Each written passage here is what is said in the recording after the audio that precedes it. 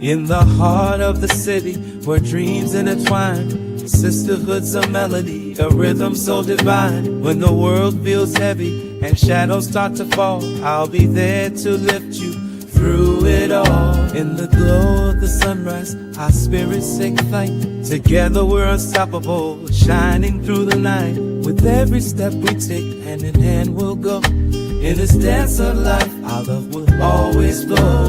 When your crown feels heavy, slipping from your grace, I'll be there to steady, put a smile on your face. Through the highs and lows, the laughter and the tears, I'll be by your side, dissolving all your fears. In the breeze of summer nights, under starlit skies, we'll share our secrets, no need for disguise. With each whispered promise, our bond becomes strong. In the sisterhood of ours, we always belong. When storms start to gather and skies turn gray, we'll find shelter together, come what may. For in unity's embrace, we discover our might. Side by side we'll conquer till morning light. With every heartbeat echoing the songs of old, our connection's timeless, a story to be told. Through festival grounds where laughter's abound, we'll dance to the rhythm of love we found. So here's to us and the journey we share, a friendship unbreakable beyond compare. For when life gets tough and dreams seem far away, together we'll rise and greet each new day. In this soulful harmony that binds us tight, our sisterhood shines with a radiant light. With every note we sing and every dream we chase, we'll lift each other higher in this sacred space. Sacred space.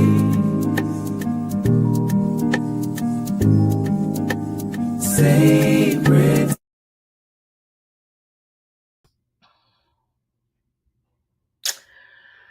Happy Thankful Thursday to all of my people. I'm doing a mic check. Let me know if you can hear me. This is Fixing Crowns with Dr. Kimberly Wilson. I'm in the building. I've been a little bit under the weather, so I have not been live for about a week now. So if you guys can hear me, give me thumbs up and say yes in the chat. Hello to everyone that is in the chat, as well as my onlookers, and everyone that will be going to watch the replay. This is Fixing Your Crowns. Tonight, we're going to talk about gaslighting and manipulation. I know all of you guys have experienced gaslighting. Gaslighting is a form of manipulation. A lot of people do it knowingly, and some unknowingly, but it's a lot of gaslighting going on. And so, yeah, we're going to get into it. I'm going to tell you guys, y'all know I like to give you guys the scientific information on it from a psychologist standpoint. And then we're going to talk about real life situations on how gaslighting has affected your life. I'm sure you got a story to tell on how gaslighting has affected your life. I like to call gaslighting the damn audacity, because people will play in your face and act as if they have not just manipulated and gaslighted you. Hello to Dakota / anti-violence. Hello, my sister. I hope that you're doing well tonight. Hello, Protect Your Peace. My Louisiana / Texas sister, how you doing tonight? Hello, Jasmine. How you doing, sis? I pray everything is going well with you. Hello, hello, hello. I'm back, y'all. By the grace of God, let me tell y'all, I felt terrible. But what is so amazing, I now look at things in a broader spectrum. I felt terrible, but God restored me. I usually, once I get sick with a head cold or something, I usually be down for weeks. It usually really do me down dirty. But my immune system has picked up. I used that time to get a lot of rest. I didn't do anything. I just kind of stayed in the bed and I just kind of just relaxed and got caught up on some sleep that I was really behind on. And I don't know how many of you know resting helps to heal your body. And so me resting is why I'm here. I still have the cough. I still have the lingering headache. So one more day of rest, I'll be good to go. I'm just sitting here sipping my hot tea and we're going to get started. So for y'all that don't know, what is gaslighting? I've already told you guys gaslighting is a form of manipulation. The term gaslighting came from a 1938 play called Gaslight. That is where scientists and psychologists got the word gaslight from. Gaslighting can occur in your personal or professional relationships, and victims are targeted at the core of their being, their sense of identity and self-worth. Manipulative people who engage in gaslighting do so to attain power over their victims, either because they simply derive rapt enjoyment from their act or because they wish to emotionally, physically, or financially control their victim. So, a lot of people, hold on, let me get some of y'all comments. Yes, gaslighting. I just said that. Gaslighting is emotional and psychological abuse as well as looking. She says she's looking forward to the live. Great. What does that do? Protect your peace. You got to give me some more information on that. So, just in case you guys didn't know where the word gaslighting originated from, it originated in 1938 from a play called Gaslight. So if you guys want to look that up, you know I drop facts over here. It originated from that. So gaslighting is a form of manipulation. A person can try to manipulate you. What I see today of a great gaslighter will try to make you feel like how you're reacting to their disrespect, you the one wrong. Because you fed up with the way they've been treating you, and then you may snap off or you may, go a little left, then they try to make it seem like you're the one the problem. That's a form of gaslighting that I see done a whole lot. They have the audacity to make it seem like you're the one that is the issue, when no, your disrespect is the issue. Your manipulation and trying to make me think that I'm the one that is the issue, that is considered gaslighting. So it can be emotionally, physically, or financially to gain control over you. Most gaslighters like to control the situation. It's a form of manipulation. They like to control the narrative. And as I stated, it can happen in your personal life, your working life. It can happen with your children. It can happen with your family. If they are a manipulator, a good manipulator, they are a great gaslighter. And then a relationship with a gaslighter may seem to start off quite well. They may praise you in first instance. They may be really nice and then slowly switch to try to make it seem as if you are the one that is tripping. Their main objective is to gain your trust. Once they've gained your trust, that is usually when the serious gaslighting manipulation begins. Also, it's key to mention this. Gaslighters are great liars. They are habitual liars. Gaslighters are habitual liars. And usually, gaslighters will start off telling simple lies. They'll start off with simple misinformation.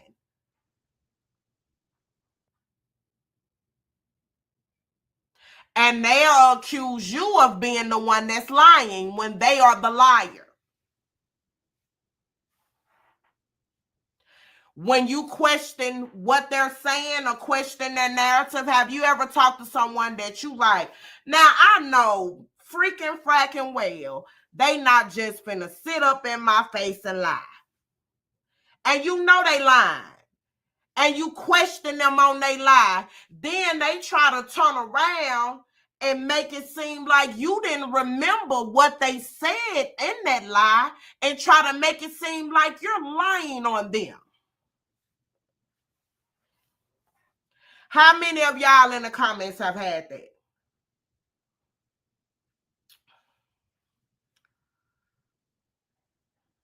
Boy, I used to date a gaslighter, and boy, woo, a master manipulator, master gaslighter. And he wondered why I not only cheated, but left him where he was standing. Because, no. I can't do that. You ain't gonna lie in my face and then try to make it seem like I'm lying about what I heard you say to me on yesterday or last week. For an example, you may tell me that you're going to the grocery store, but someone saw you over on the north side of town, but you told me you were late to dinner because you was at the grocery store. And then when I ask you about it, you tell me you was at the gym. And I say, no, you didn't tell me you were at the gym. You told me on such and such you was at the grocery store. I didn't tell you that. You lying on me. No, what in the hell are you talking about? That's a form of gaslighting. Hello, I'm Chosen. How are you, love? So,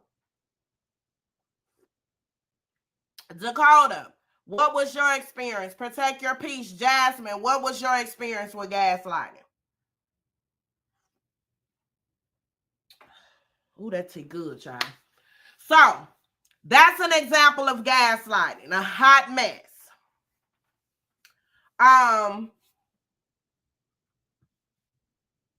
So, what are gaslighters' tactics? As I said, they start off with the simple white lies. Then they become majorly big lies.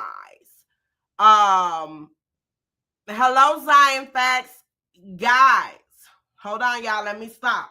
Zion Facts, I went to her live, and yesterday I visited her live, and she's starting to build up her channel, y'all.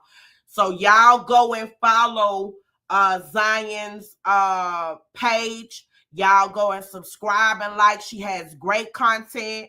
It ain't no mess. Y'all know I don't do the mess and the buffoonery, and she doesn't have any mess. She actually reminded me to go and file the homestead exemption on my properties. And she has great commentary, a great woman.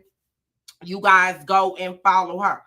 But if you one of them people that follows the mess, her channel is not about the mess. Her channel is enlightening, giving you positive information about the orange man and other stuff that's going on in this world. So y'all make sure y'all go like, follow, and subscribe to her channel. And anybody else that's on here that's trying to build their platform, y'all please make sure y'all like, subscribe, and go be a support. Zion, drop your information in the comments, and anybody else that has a channel that want my people to go and follow you, y'all tap in. We almost at 4,000 over here, y'all, so you never know. Put your stuff in. Y'all know I'm not a gatekeeper. I love to see all my beautiful queens win, so put your information in here, and let's get this good information out, positive information, stuff that will build good integrity instead of tear it apart. Hello, Jaquita, bestie. How are you? Thank you for joining us. So,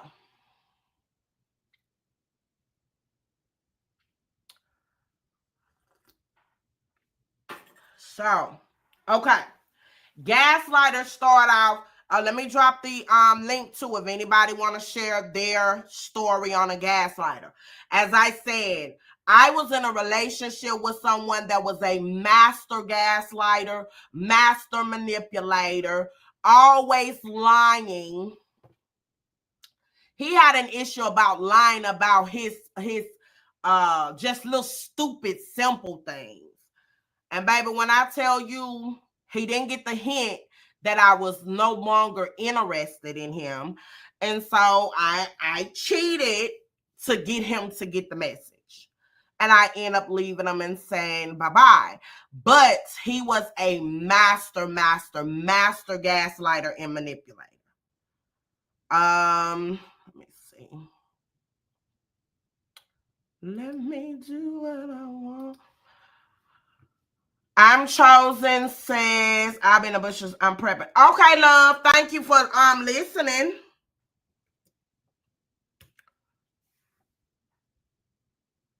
Hello, everyone. So that is the link if you guys want to share one of you guys' story.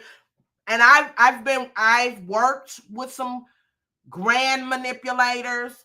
I've ended friendships with some great gaslighters and manipulators. So, yeah. So that initially starts off lying. Then they deploy occasional positive reinforcements to confuse you. But at the same time, they may attempt to turn others against you. Have you ever been around someone that will lie on you to make other people not like you? That is a form of gaslighting. They'll lie on your character because you may be beginning to be more popular than them. So they'll start spreading lies and rumors on you so that you won't be liked because they don't want you to become more popular than them. So they'll assassinate your character because they're a liar and a manipulator. That is a form of gaslighting. Take your piece. Say, my ex-husband always said that I was always overreacting. He was gaslighting you, sis. He was doing that lying stuff again. They love to do a smear campaign. They love to lie. They love to make you look like you're the one delusional when it's really them. That's a form of manipulation. Zion Fact said YouTube is full of gaslighters. They absolutely are. YouTube is full of gaslighters. YouTube is full of manipulation tactics, full of lying.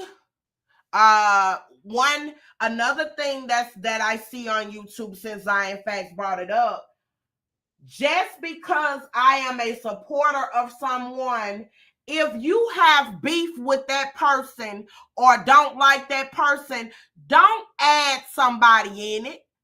Don't support. What I see is if one person support another person, that ain't got nothing to do with you and another person if they beefing. Don't add you in that. That's between you and that person. People support and go wherever they want to go. When you're grown, I ain't with the mess. Never will be. And ain't finna be. I don't want my name attached to any drama, buffoonery. I am a people fixer. I love to fix crowns. I love to lift our women up. Our black women are the worst with the buffoonery. Love to tear one another down. Our black women are the worst with body shaming. Black women body shame more than men do. Oh, you fat. You need to go get your teeth fixed. Maybe she may have a health condition that causes her to gain weight. Maybe she don't want to go deal with that dental pain. You never know what someone's story is. And so I find in the African American community, our Black women are the worst with putting each other down, backstabbing, gaslighting, manipulation, gatekeepers, and all of that. A lot of them, not all, because I'm not one of those. I'm not no manipulator. And I know some of you guys in the chat are not manipulators. But you find that some will like to see you fall than for you to rise. A lot of them don't want you doing better than them. So if you achieve certain accolades before them, you'll notice that they don't clap for you that much. Or if you start a business and they don't got no business, another person, a perfect stranger, can have the same business that you have, and they'll pay more money to the stranger than they will you because it's you. People will not clap because of you. So I say this, we accuse the white people of being biased against us and racist, but we are our own worst enemy. We will put ourselves down and manipulate our own kind worse than the white people. Now you want to have selected outrage that this orange man in here wreaking havoc. But if you listened and follow the blueprint to success, when somebody trying to teach you how to go be about your money and not spend more time with the foolishness, then what he doing wouldn't impact your household so much.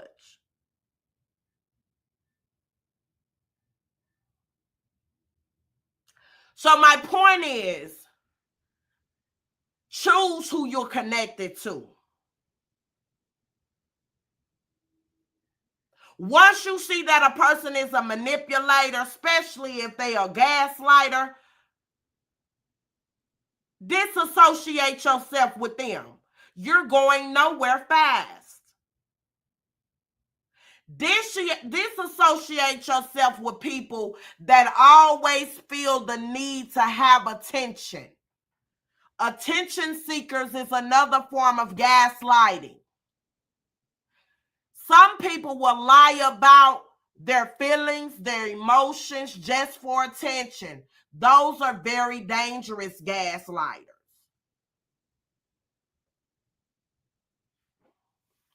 I know y'all done witnessed it.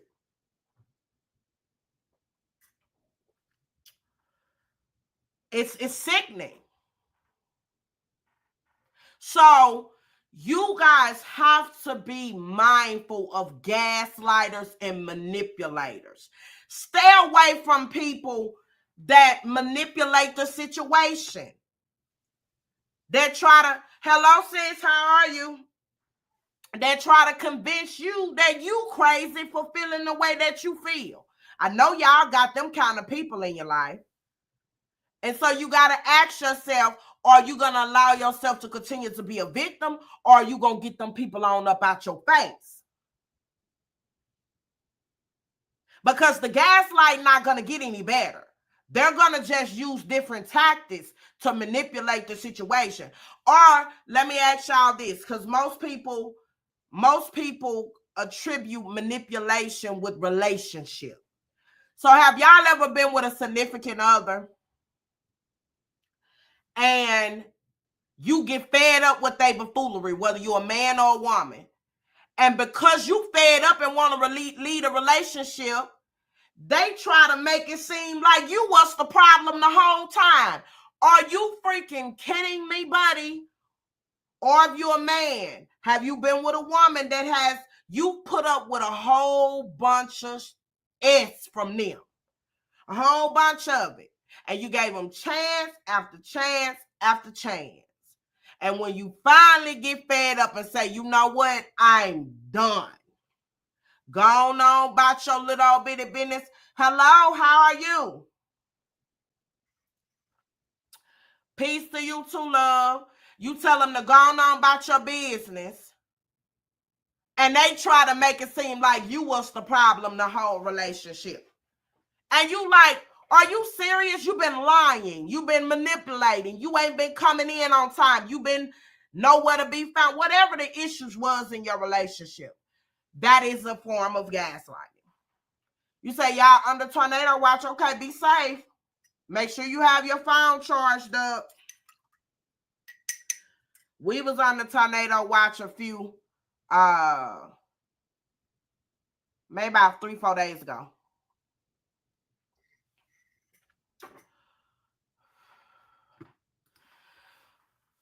Dakota say her cutoff game is strong. Mine is very strong as well.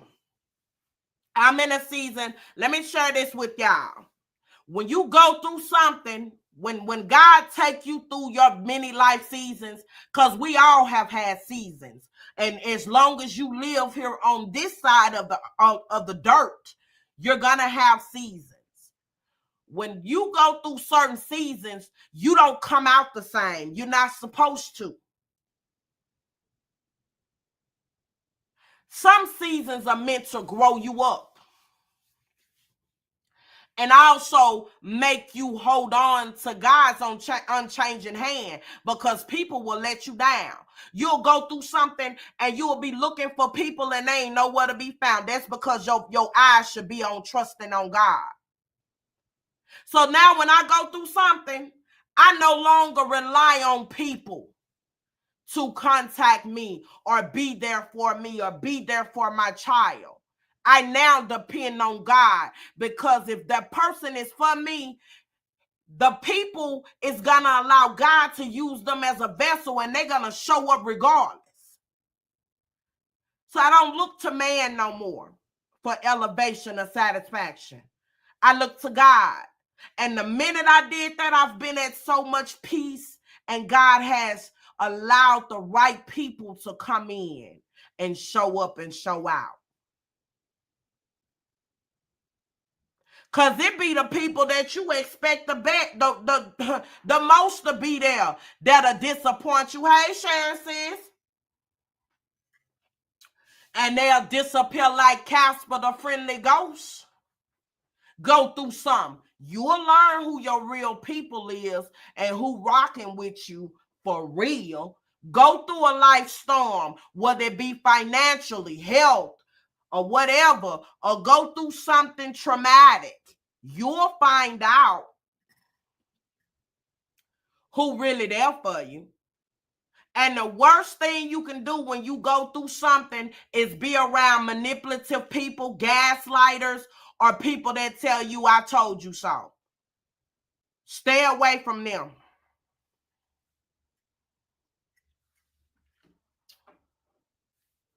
Stay away from them. So, as I said, they'll do the smear campaigning. They'll go to lying on you. They'll go to talking about you behind your back, making it seem like you're the problem when they are the liars and the manipulators and the gaslighters. So, how do you know when you're being gaslighted?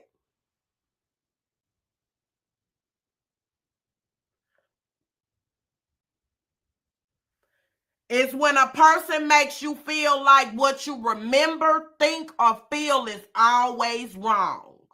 They can do no wrong, and they are unbeknownst to them how they're treating you. They try to make it seem like what they're doing to you is just your imagination and you're the one crazy. That's how you know you're being manipulated.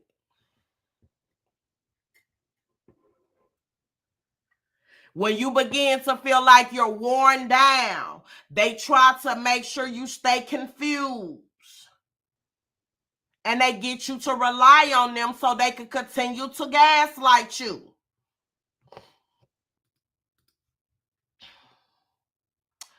Dakota said, I will show others grace, but I will not tolerate unhealthy or abusive behavior in any form. Absolutely. I don't either. Dakota, I now walk away silently. I cut off access to me silently now. I don't be loud anymore. The loud me has gone away. I'm too old for that. 43 years old, finna be 44 in December.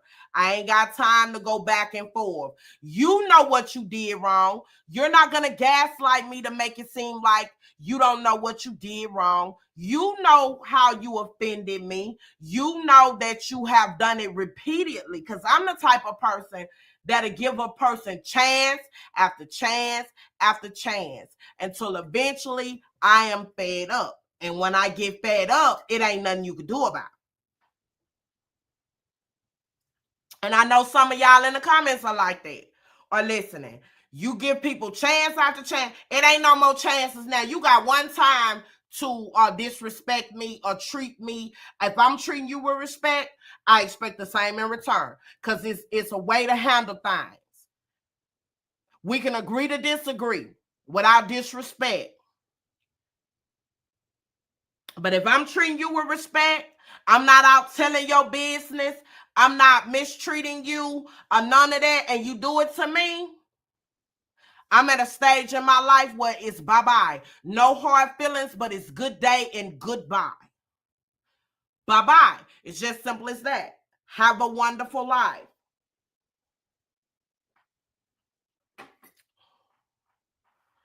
Miss Jasmine says she will give people chances as well. Yes, ma'am. And let me tell y'all this too.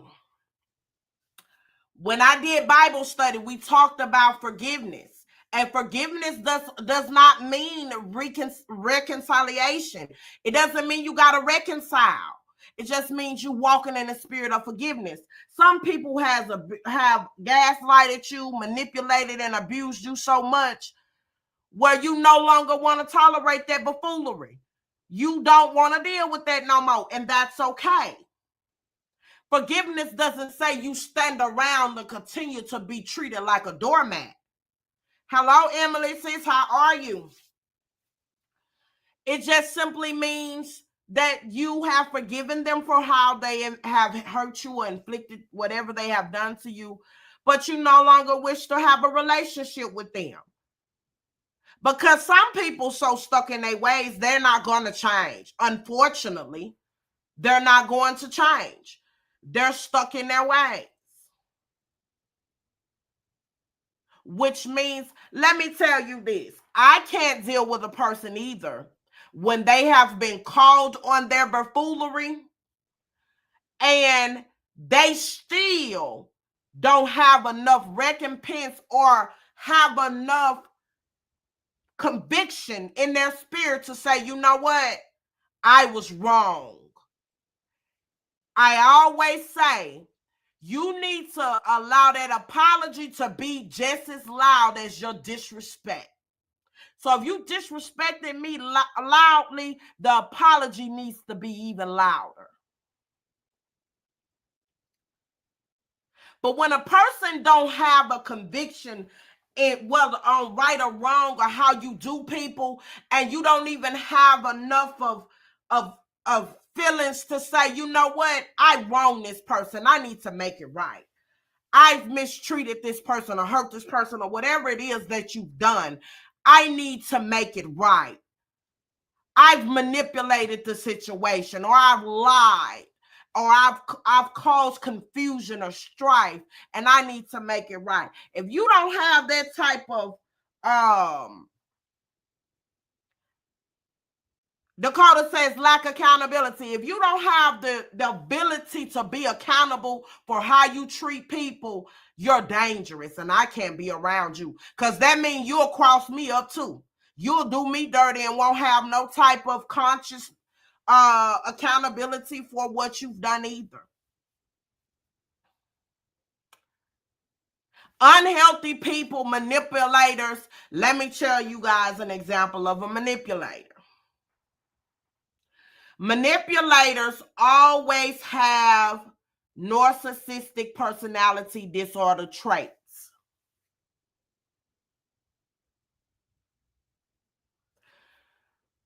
Also, domestic abusers, dictators, narcissists, cult leaders, all of them exhibit manipulation and gaslighting behavior.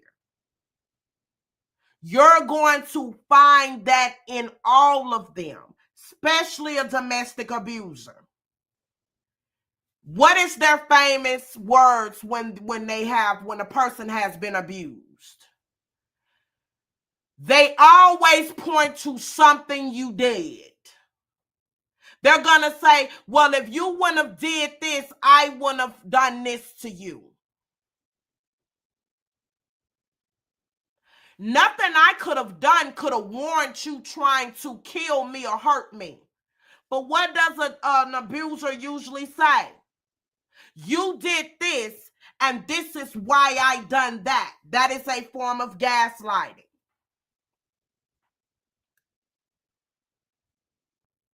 And then they say it's never going to happen again. Now, in some cases,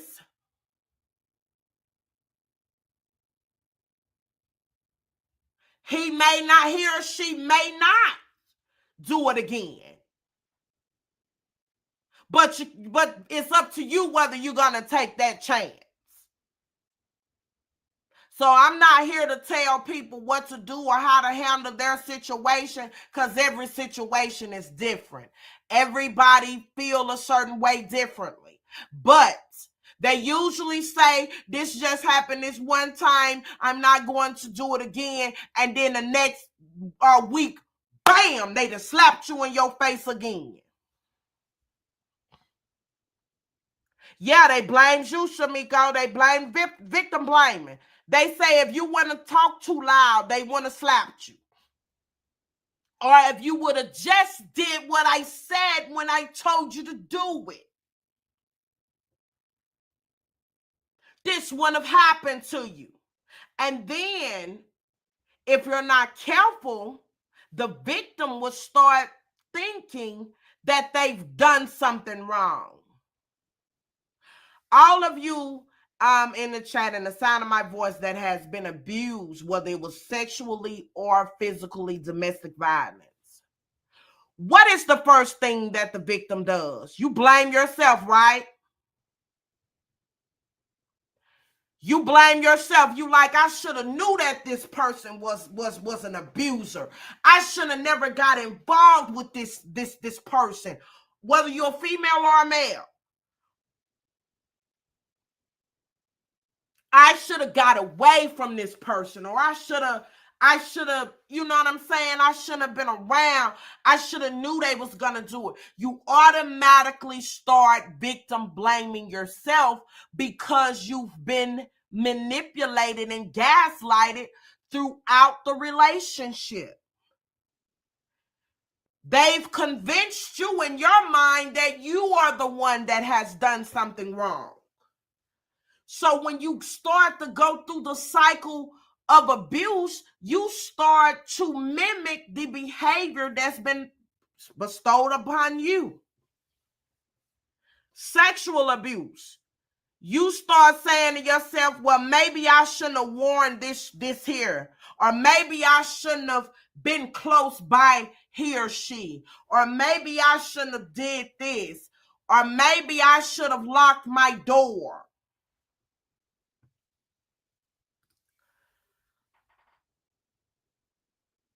Right. My cutoff game is quick. I may give you a second time as well. Depends on who you is. We have to have a serious relationship where I can forgive you. But if you are not that good of a friend in the first place, or our relationship doesn't matter, you're gone. You're gone. If they are an abuser, they will do it again. It's called the cycle of abuse. Yes. So, Dakota, what do you say for a male or a female that says this happened this one time, it will never happen again? What do you say for those people? And they're hoping that you forgive them, and they're hoping that you believe that they won't do it again. Blame yourself. Yes, you blame yourself. Yeah. So what do you say for those women and men out there that has been abused. Because let me be clear, I ain't just talking to the queens out there, I'm talking to the kings out there too. Because women can be abusive as well. I was looking at this young man, his name is Dre. He's on Facebook. He became famous for his girlfriend slapping him in his face. His baby mama, whatever they call it. And he kept singing, but he's in a very tumultuous, abusive relationship. This girl hit him hard in his face. Then the other day, I was seeing pictures where she hadn't jumped on him again. Now, listening at his story, this young man was abused sexually by someone in his family, and he struggled with identity of whether he was going to be gay or not. So in his head, he has said that that behavior is okay. Now, my fear is I'm going to see him on Facebook where this young woman has unalived him.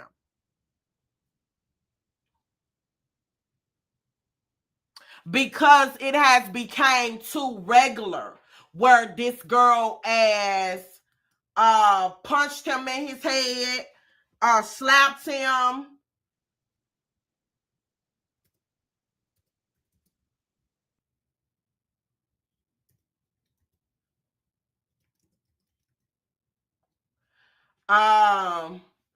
Well, I'm about to show it to y'all so y'all won't think this is a great thing of domestic abuse. Again, this can be sensitive for the people that do not may be triggered. So this is a trigger warning. One of my mods put trigger warning in the comments for me. This is a trigger warning. I'm about to show you guys a form of gaslighting and a form of abuse as well.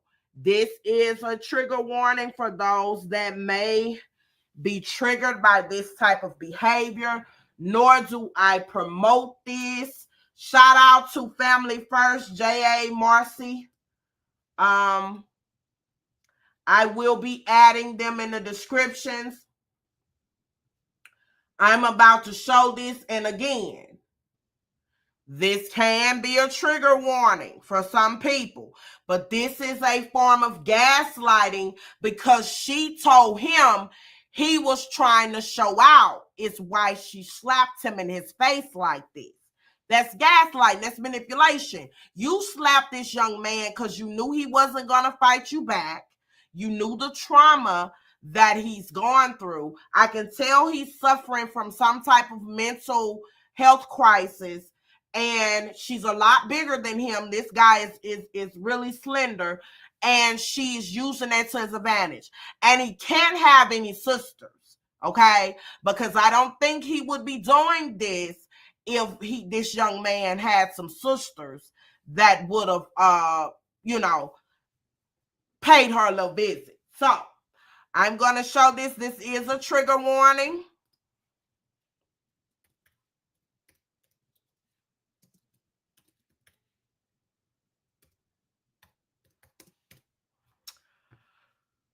Let me show you guys.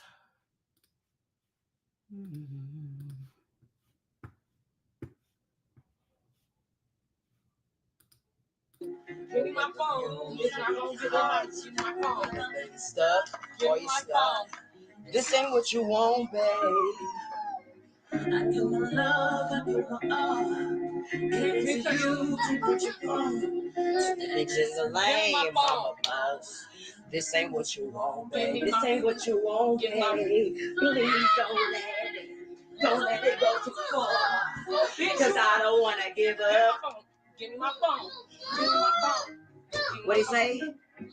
I'm so tired of being faithful. Give me my phone. To you. I'm not playing with you. Give me my phone. Don't do you wrong, babe. What? Give me my phone. Hold on. What he say though? I'm so tired of being faithful to you. I had to pause it for a minute. So apparently this kind of behavior is normal. So he took her phone. So apparently this type of behavior and buffoonery is normal behavior in their relationship. Just to point that out. She's choked him. I don't know if you guys seen it, but she choked him, hit him in his face. He's trying to push her off of him, but she's choked him and hit him in the face several times. Now, strangulation and choking is very serious. I'ma do you wrong, baby. I'ma do you wrong, babe. I play the games, I play my cards. In front of the children. Oh, darling. Leaving my home, gonna keep on moving my body all over somebody else. You're weak, darling. Show me that you're weak, darling. Now please don't let it go too far. I will. So that you done playing with my music. Don't turn me down. Turn me up. I'm so tired of being. Give me my phone, Dre. All right. Like you think this shit is a game. It's not a game. I'm listening to music. Give me my phone. Here, get your phone. The fuck off me. Get off you. All right. There you go. Bitch ass nigga. I got you, baby. Okay, so the behavior is pretty much she done called him all kind of names. Again, all of this behavior is taking place in front of a child. I got you. Hold on. I gotta play something from my new Dirk.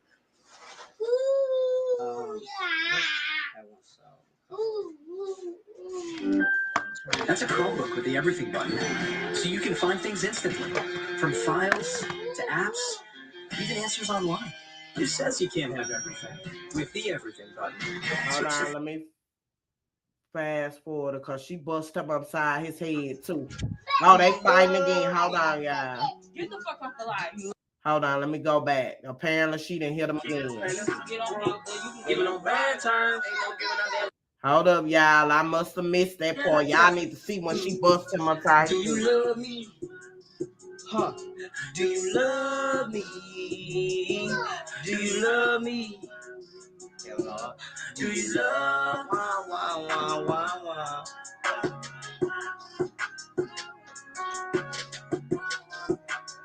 I ain't no shit, Cuddy. I'm trying to get this money. You trying to come pick me up? I ain't gonna lie. I gotta go talk to my dad. Put slide on me. I gotta go. Yeah. You feel me? The motherfuckers get the trip and I go make that money. You feel me? Because I don't be doing shit. get on my boy. You can Giving no bad terms. Now they cussing too much, y'all, and I don't want them to flag my channel. But y'all seen enough to see what gaslighting is. They just doing too much cussing, and baby, YouTube will flag my channel. So you guys see the behavior. I'm trying to show you guys when she hit him real hard in his face while he was on live. And he clearly has some issues.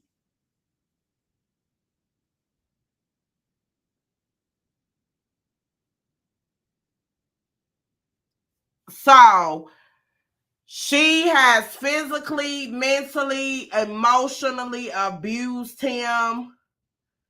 She kept hitting him in his head on the live. They doing too much cussing. And she just sitting behind him laughing. Okay, here you go, right here, y'all. Hold up.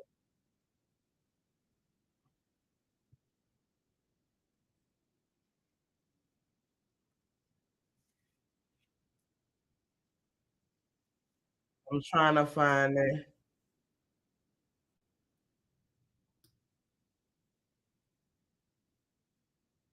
But he clearly has some emotional issues. He clearly has some issues.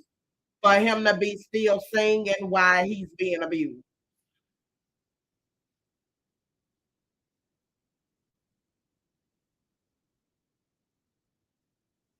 And he was crying on here. I can't find it. I'll find it later for y'all.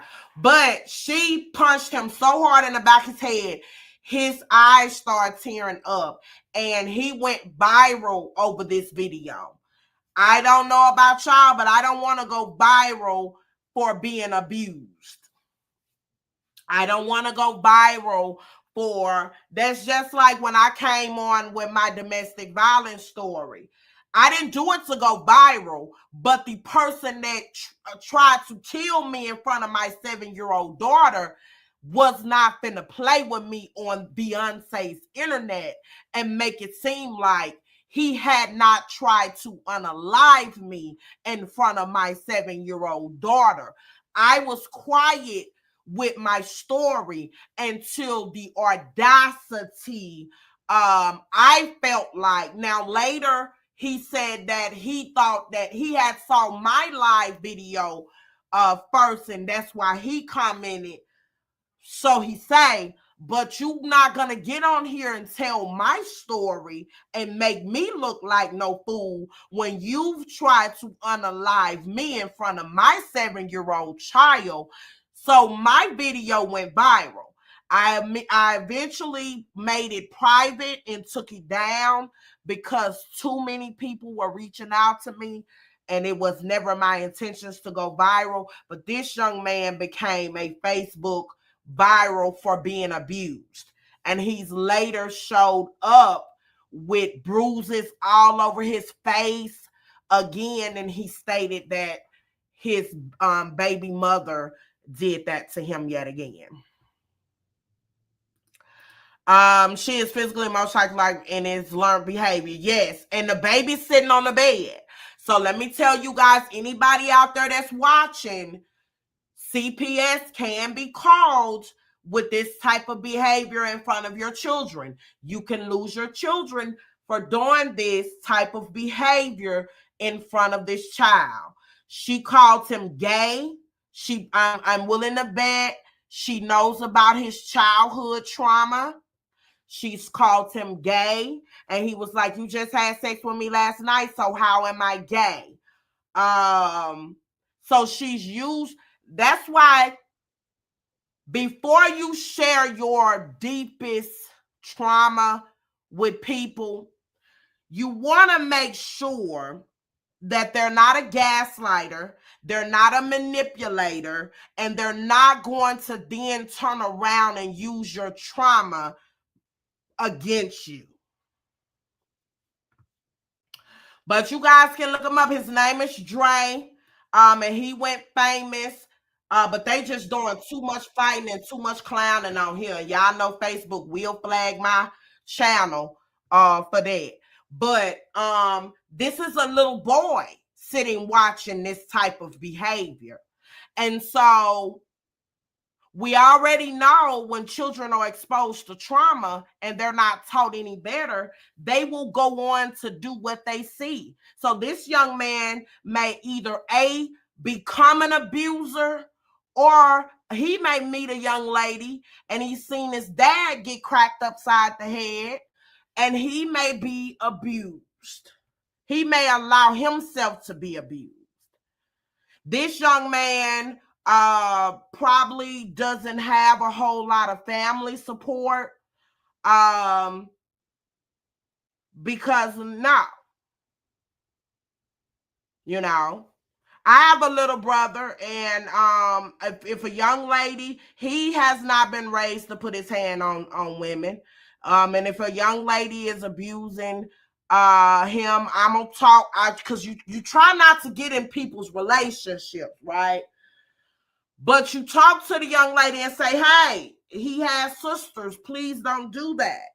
Now, if he's trying to get away from her and she's still abusing him, then that's when he got sisters. He don't hit women, but his sisters, will.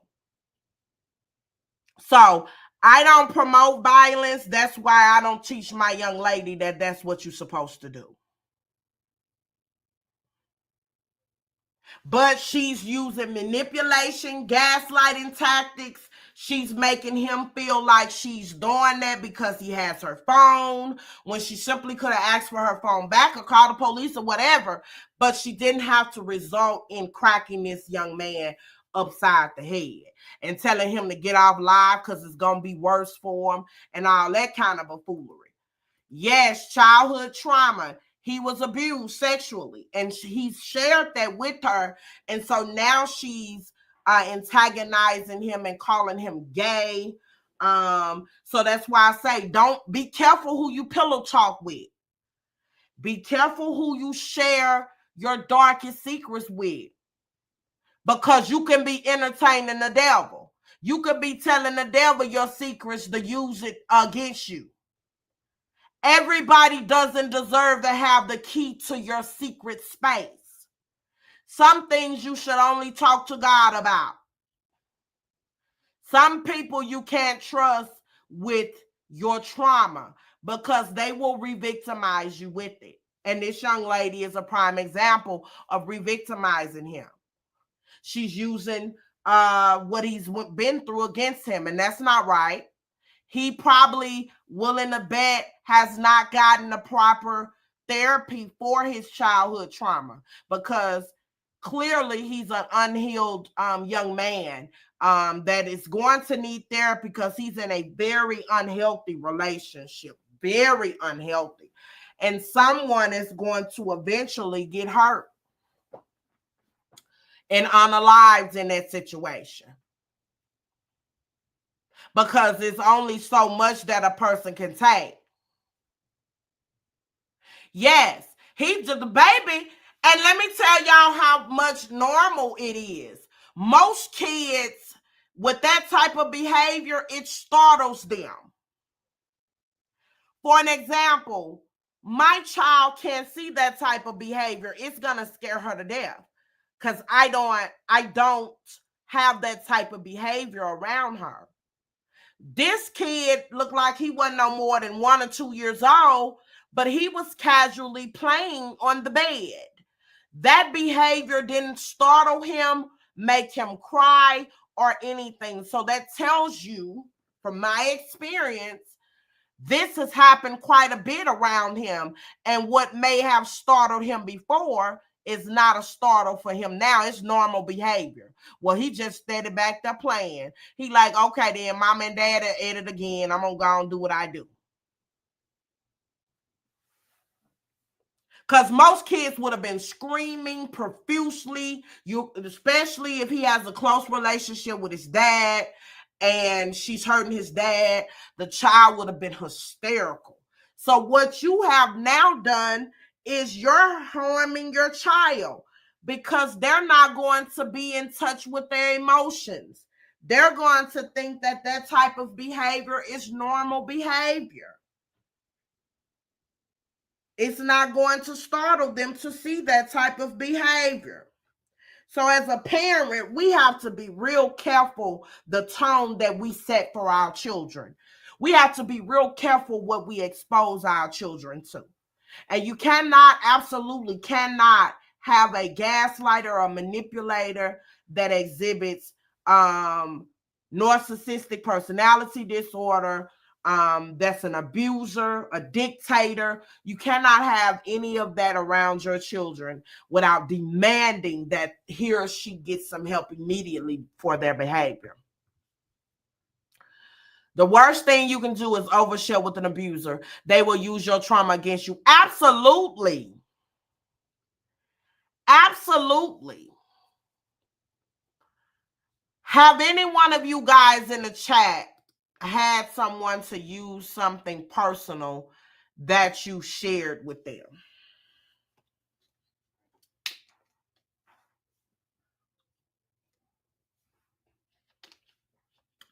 Have any one of you had some trauma, maybe some hurt, whatever it may be, and they share it with people, use it against you, paint you in a bad light, manipulate you, gaslight you, all of that?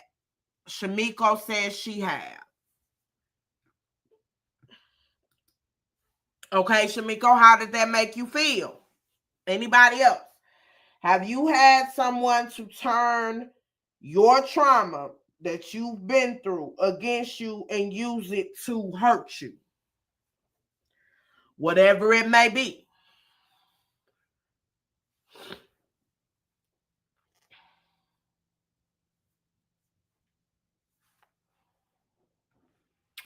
She said that's why she's careful with who she share with. And that will be the result of being hurt. It will make you really careful moving forward of who you share your pain and your trauma with, because the last thing you want to do is when you trust somebody with your truth and they turn around and use your truth against you. That's a very hurtful thing. That's a very hurtful thing for someone to turn it around. Well, I can pride myself on I'm not that kind of friend. No one has ever told me anything in secrecy and privacy, and they've heard it from other people. Not even when I end friendships, I don't tell people deepest, darkest secrets.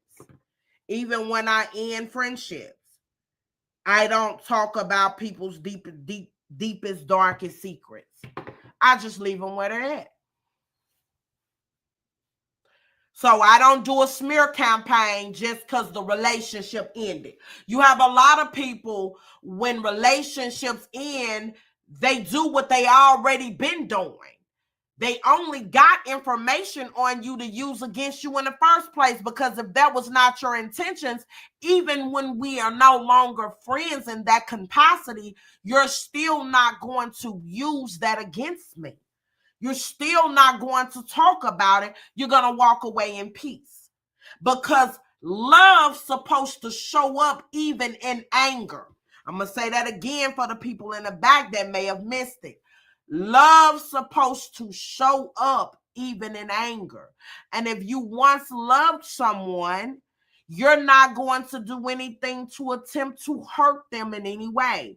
Bringing up their private information. I know y'all seen this on YouTube a lot.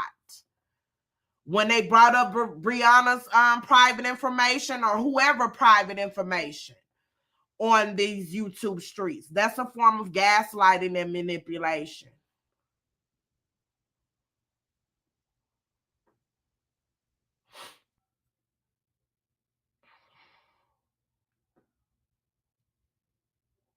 If you bring up someone's private information in an attempt to harm them, you are using a form of gaslighting and manipulation. That's exactly what it is. So, anti-said me, definitely, but not just in an intimate situation, but also in the context of friendships. Right.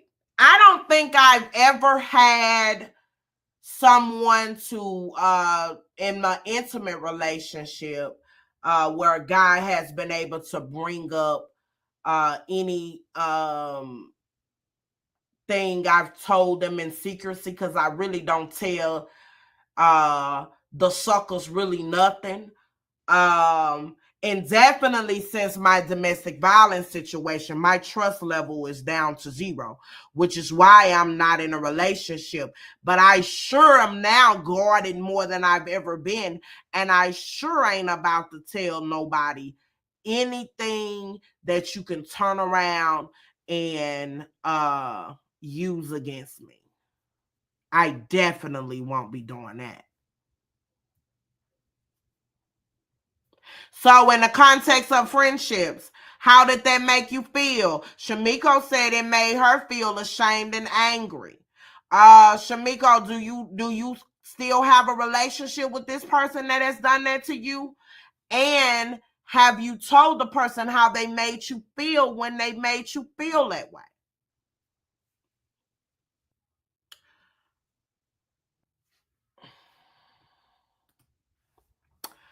A person who loves you will not smear a campaign, gossip, or slander you to ruin your reputation all over the internet or to other people. Absolutely. Anybody that once said they love you, if y'all relationship no longer fits y'all, they're going to walk away in peace. They're going to walk away with love, grace, and peace. Holla at you. Have a good life. God bless and goodbye.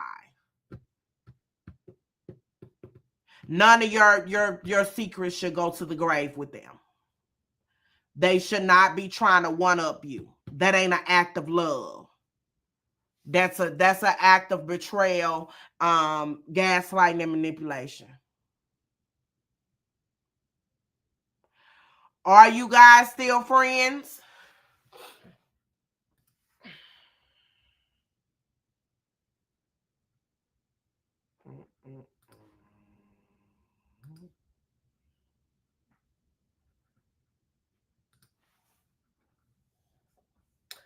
Are you guys still friends? So, as I stated, manipulation is a key part of gaslighting, but manipulation is fairly a common tactic and almost anyone is capable of employing it, while gaslighting and gaslighters are more rare. Y'all know children try to manipulate parents at an early age. My 7-year-old baby, she will all of a sudden in the morning time, she comes up with symptoms that I did not know she had before she went to bed because she does not want to go to school. So she will manipulate and pretend like she's sick. She got a headache. Her stomach hurts. Everything she can use to prevent from going to school because she used to be able to use that. And she got what she wanted out of it. So now she tries to use it to continue to get what she wants.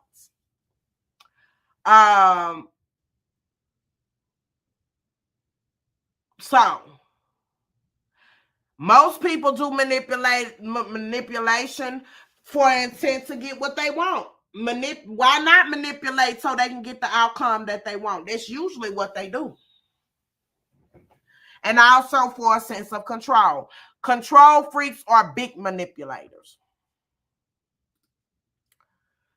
Dakota says, hell no, once the trust is gone, I'm walking away. Absolutely. No trust, no relationship. If I can't trust you, I can't deal with you. Simple as that. So let me break down the difference between gaslighting and narcissism. Narcissism, a lot of people like to overuse that word. Remember my teaching on that, guys. You can have narcissistic personality disorder behavior attributes, but you cannot be considered a narcissist unless you have been diagnosed with one of the 5 key components of narcissistic personality disorder. You can have the traits, but unless you've been diagnosed, you just are acting like someone with narcissism, okay? Gaslighting can be a part of narcissistic personality, but it is not a core trait of narcissistic personality disorder. It is not a core trait. Do y'all understand that? For everybody that likes to overuse narcissistic, I like to call people narcissistic, and they probably don't even know the definition of it. But it is not a core trait of narcissistic personality disorder. A narcissist may be self-promoting, feel superior to others. A gaslighter aims to make another person question their own self-value. So, the difference is a narcissist, they're doing it to promote and feel superior over you. So they're manipulating you so they can feel like they're the superior over you. A gaslighter aims to make you question your own self-value or question your own logic. Like when they be doing that lying stuff, and you say, wait a minute, like where they been or where they headed or whatever the case might be, or lying about their money or whatever. And you say, wait a minute, you told me this such and such, and they try to make it seem like you're lying, that you didn't tell them, that they didn't tell you that. That kind of gaslighting is dangerous.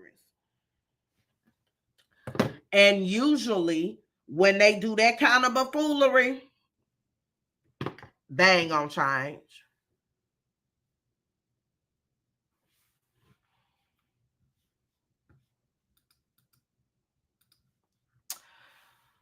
So she might not be a narcissist, but there's a lot of people out here who display narcissistic traits. That is correct. Not everyone is going to be a narcissist. Yeah, everybody is not going to be a narcissist. Everybody is not. But you will exhibit and display some of the traits. But as I just said, the difference between gaslighting and narcissism is narcissists may be self-promoting and feel superior.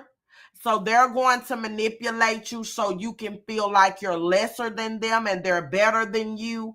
And gaslightings aim for you to just question your thoughts, your processes, and question your self-value. Well, they may think they're better than you, but their aim is to make you seem like their behavior is grand and your reaction to their behavior is wrong because they ain't did nothing.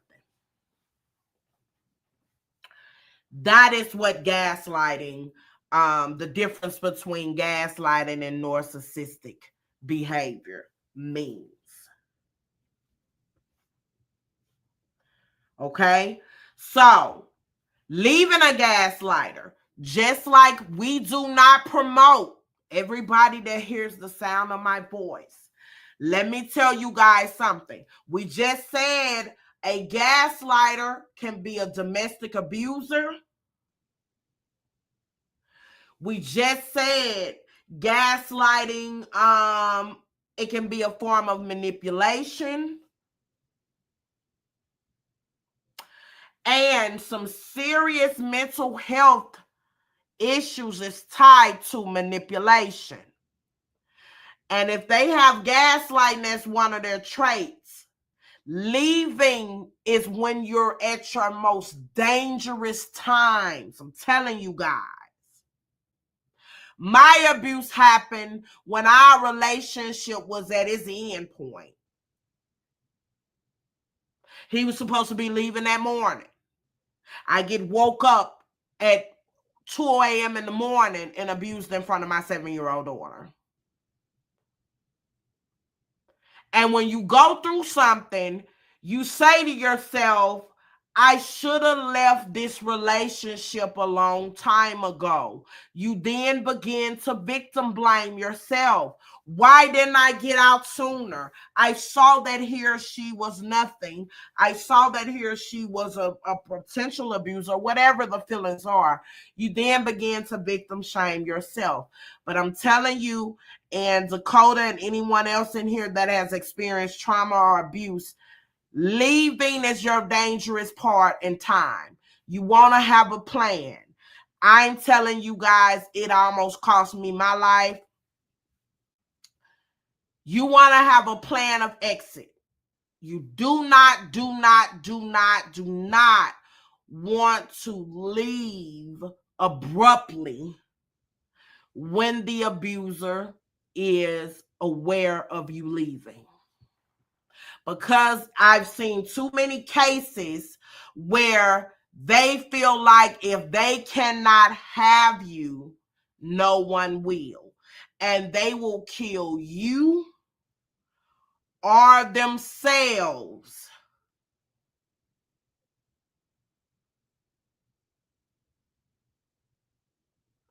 to get away.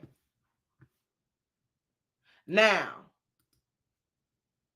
I got another video. Hold on 1 second here. Y'all know this is a prime example of gaslighting, making it seem like everything is good, and it wasn't good. This is another trigger warning, y'all. They are grandiose. That is correct, which is normally the typical first one of narcissistic personality disorder.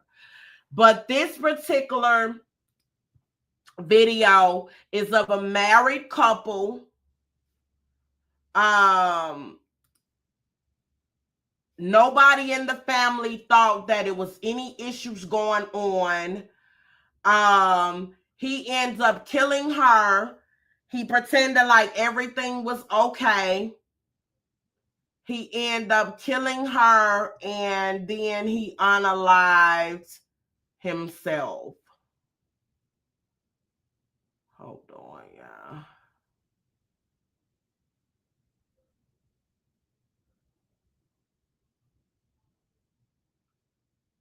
Mm-mm-mm.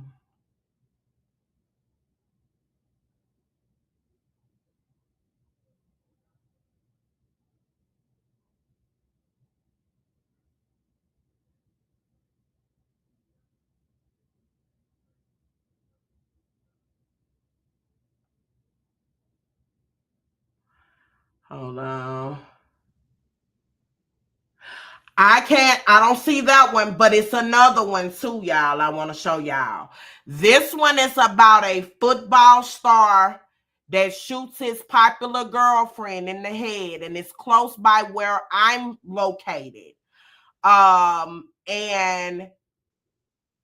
this girl was beautiful. She was a dancer, and he would make her seem like she was fat, she was wrong, she shouldn't be dancing, and all of this here. So this is a trigger warning. So if you guys are sensitive, this is a trigger warning. You may not want to watch it, but this broke my heart. She was a beautiful young lady, and she became popular from her dancing. um and she went to Alabama State. Hold on, I'm finna show y'all her.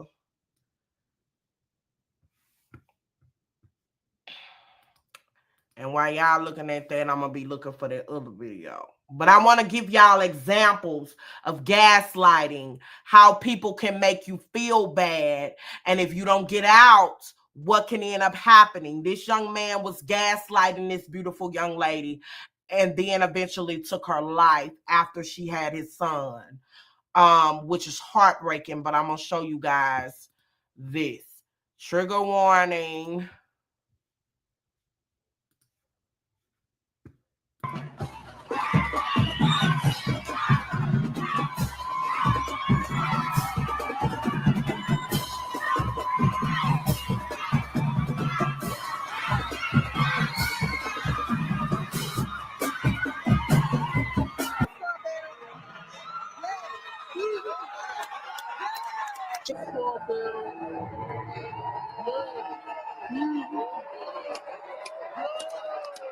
This is the story of Jenia Grimes, aged 21, a rising college star also known as Purple Doll, that died in a very controversial manner on March 27, 2025.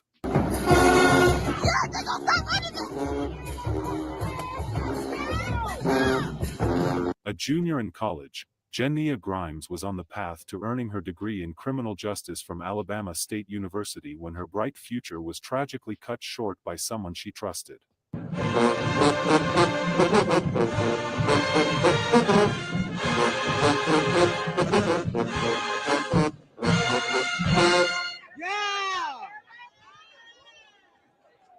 According to her popular football boyfriend, Rogers McLeod, a freshman who played the offensive line back at Alabama State University. I can't see it.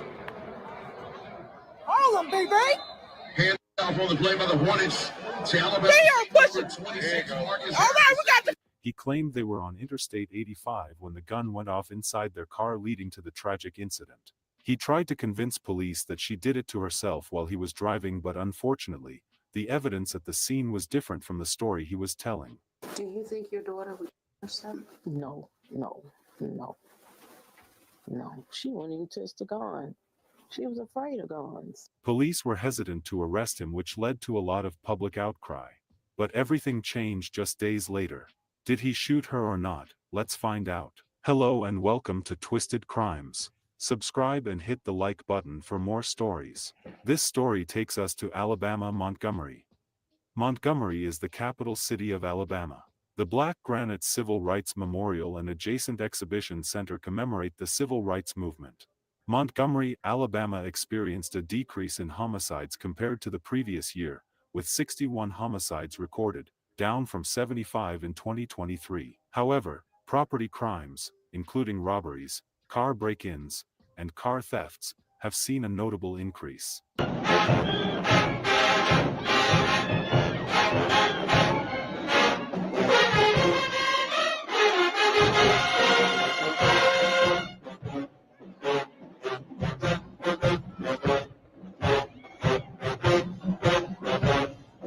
Jenia Grimes, aged 21, was born in Atlanta, Georgia.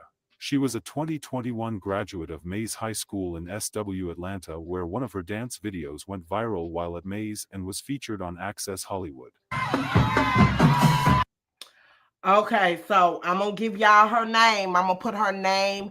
I'm not going to play it that much because they'll give me a copyright strike.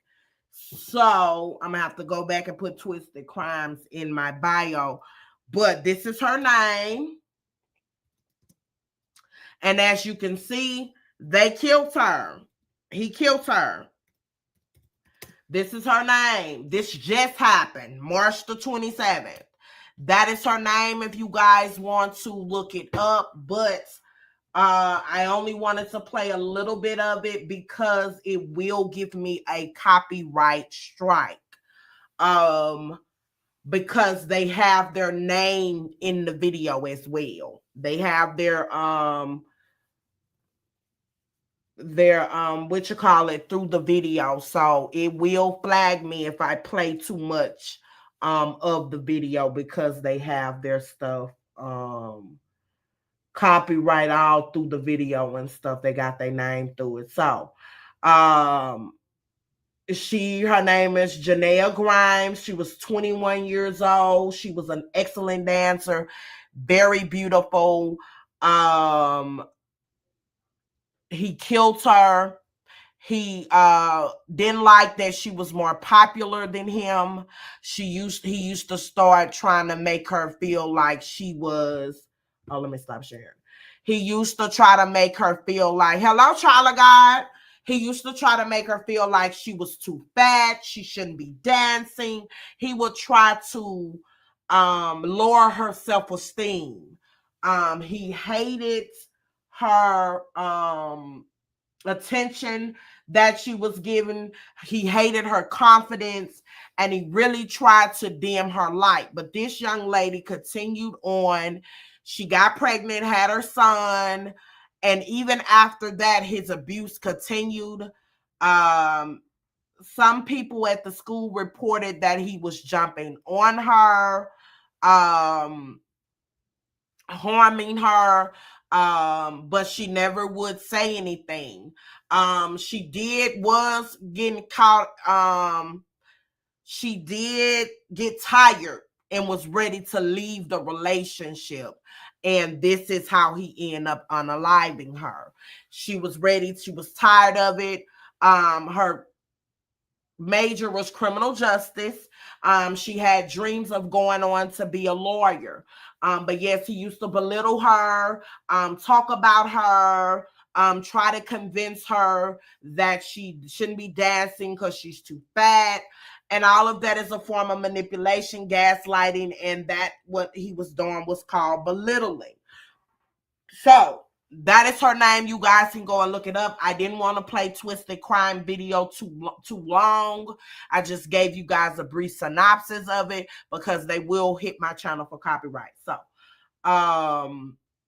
that is her story, but please go and look it up because this young lady was done so wrong. She was such a bright light, and she gave all of our big bonded women hope that you can do anything. She was an excellent dancer, a beautiful young lady, and she did not deserve from a coward that had self-esteem issues himself to try to belittle her, harm her, gaslight her, and then ultimately take her life in the manner that he did.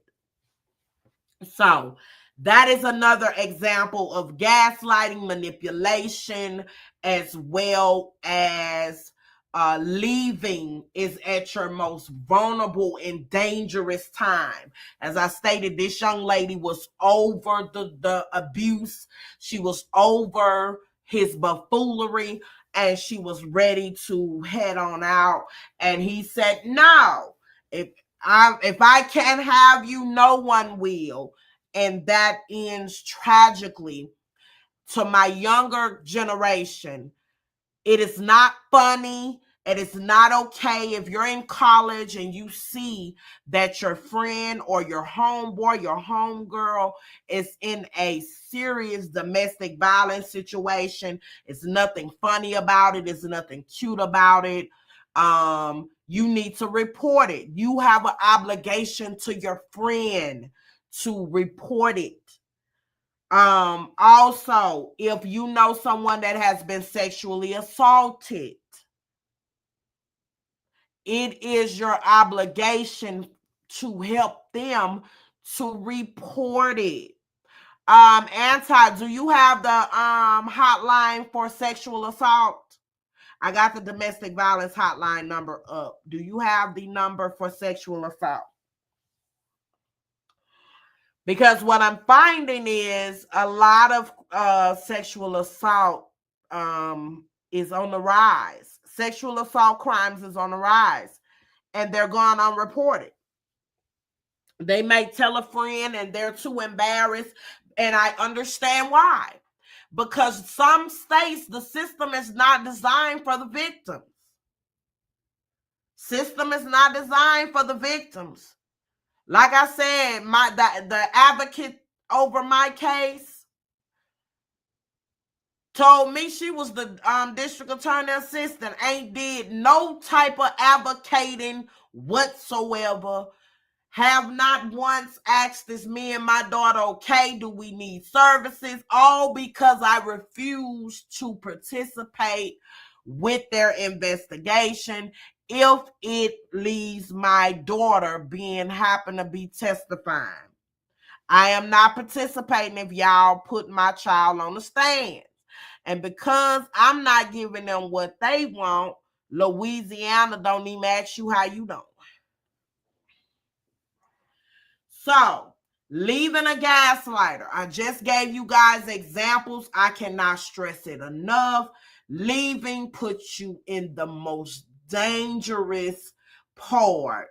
When you're fed up and you ready to go, you gotta have a plan. You gotta have a plan. Because if they know you're leaving, they will, some cases, they will feel like they can't live without you, and they can and will try to unalive you and themselves. So, primary goal of gaslighters is to keep the victim hooked. If a victim disagrees with or questions their abuser, he or she may try to make themselves seem as if they are being victimized by their targets.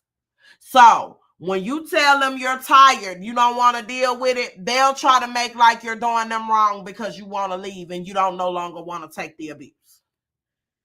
I know you might be saying the audacity, but a lot of them have just that, the damn audacity. So, alternatively, they may try to lure a partner back with positive reinforcement. Many people eventually find a way to escape gaslighters' influence, leaving the manipulator to search for a new target. Often they already have another victim in mind. But leaving also makes you most vulnerable and susceptible to be harmed or unalived. So again, if you know someone that is a victim of any type of manipulation, abuse, it may have not gotten to abuse. But if they're manipulating you to a point, it can become abusive.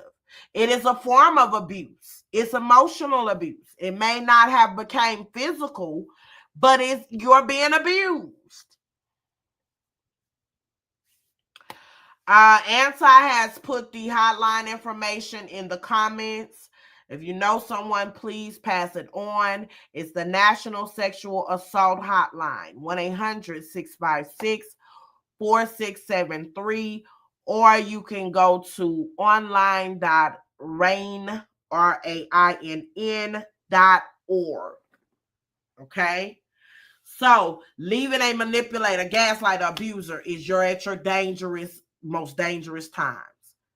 But you want to definitely make a plan to get out, because it's not going to get any better.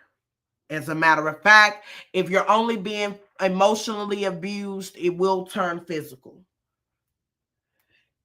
in most cases. We're going to talk about a term called hovering. A lot of people don't know what that means. What is hovering? Hovering is when someone tries to leave a gaslighter or an abuser that may employ the tactic of hovering, which takes its name from the vacuum brand. They will tell the victim how much they love him or her and praise all of their positive qualities. They may also explain how things are going to change between them, but soon after the victim agrees to stay, things tends to go back the way they were.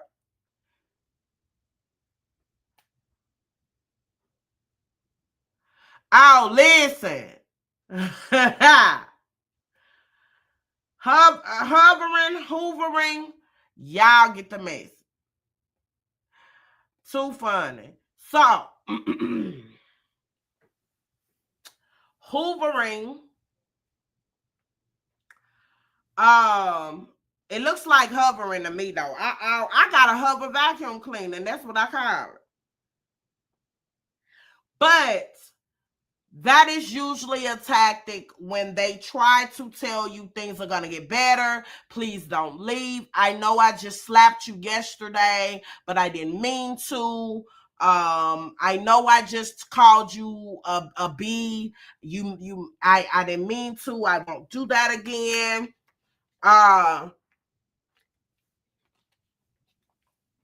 And then they'll tell you they're going to change. You stay. It usually Hoover vacuum. Usually, it'll change for about 2 weeks, and then they'll go right back to the behavior that they used to do. It's called hoovering, but it's also a form of gaslighting, because they're lying, they're manipulating and pretending like they're going to change, and you're going to see a new them. They're going to magically change all of this asinine behavior, and they're going to become this new person, and then shows fat meat greasy.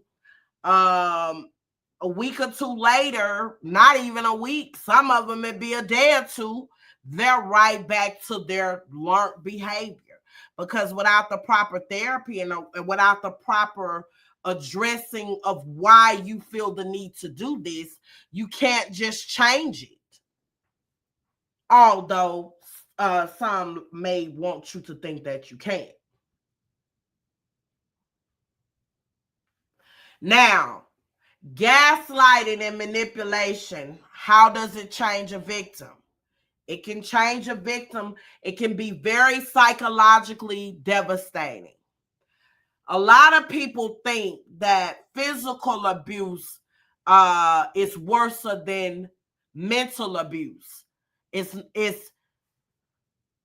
a double-edged sword, because your wounds will eventually heal.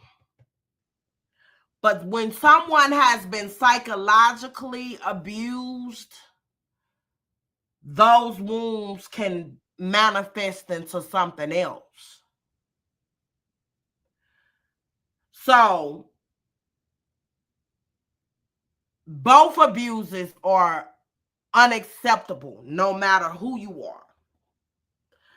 But psychologically being abused is more harmful, in my opinion, than physical abuse, because the lasting effects of psychological abuse.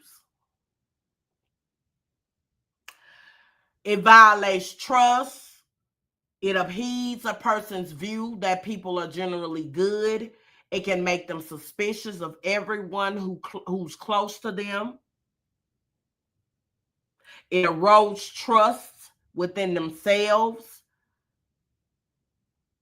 and makes them forget what they once valued about themselves. After all, it's easy to blame themselves for having been too trusting, vulnerable, or dependent.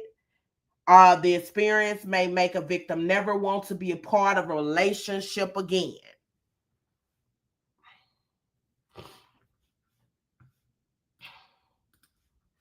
When someone engages in unhealthy behaviors used to manipulate people back into their lives, this is called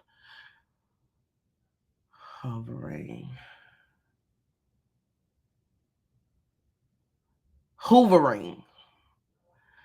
It's called hoovering.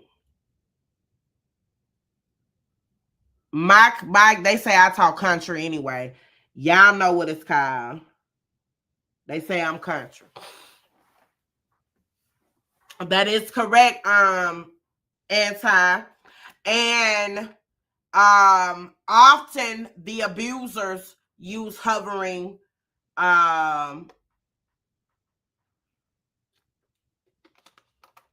techniques on you as well. They'll manipulate you, try to get you to drop charges. They'll try to manipulate you as if they've changed. They can be manipulative, and all type of tactics. And so you have to be strong no matter what, but it is not safe to have a relationship with someone that is a gaslighter on. Yes. The discard you too. Yes. So it is not okay to have a relationship with a gaslighter at all. Any form of gaslighting is not okay.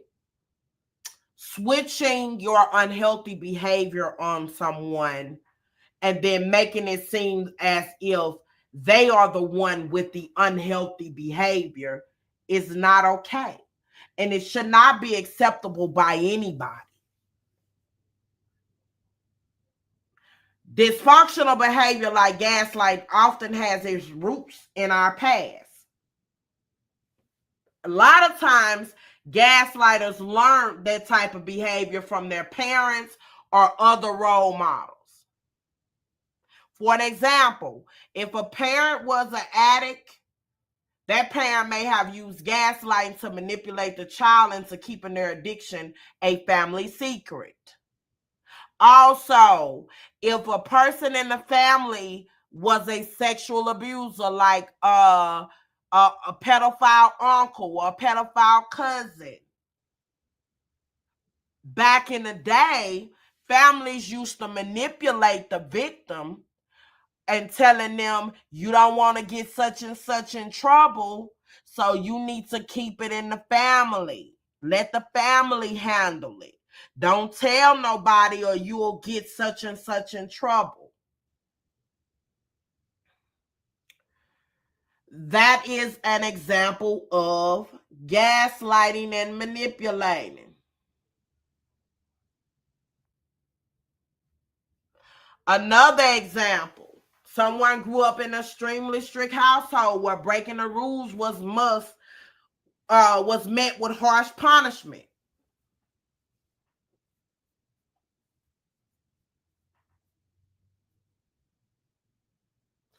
Now, that person will develop gaslighting behavior to protect themselves as a child. Let's see.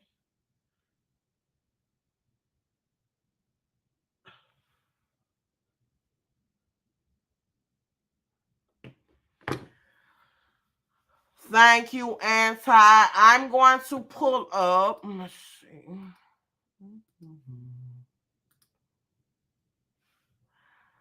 I'm going to pull up the narcissist.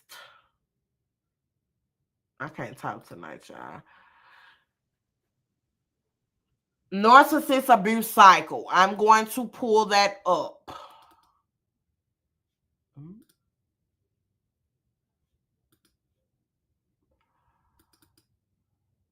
All right, let's see. Let me bring her.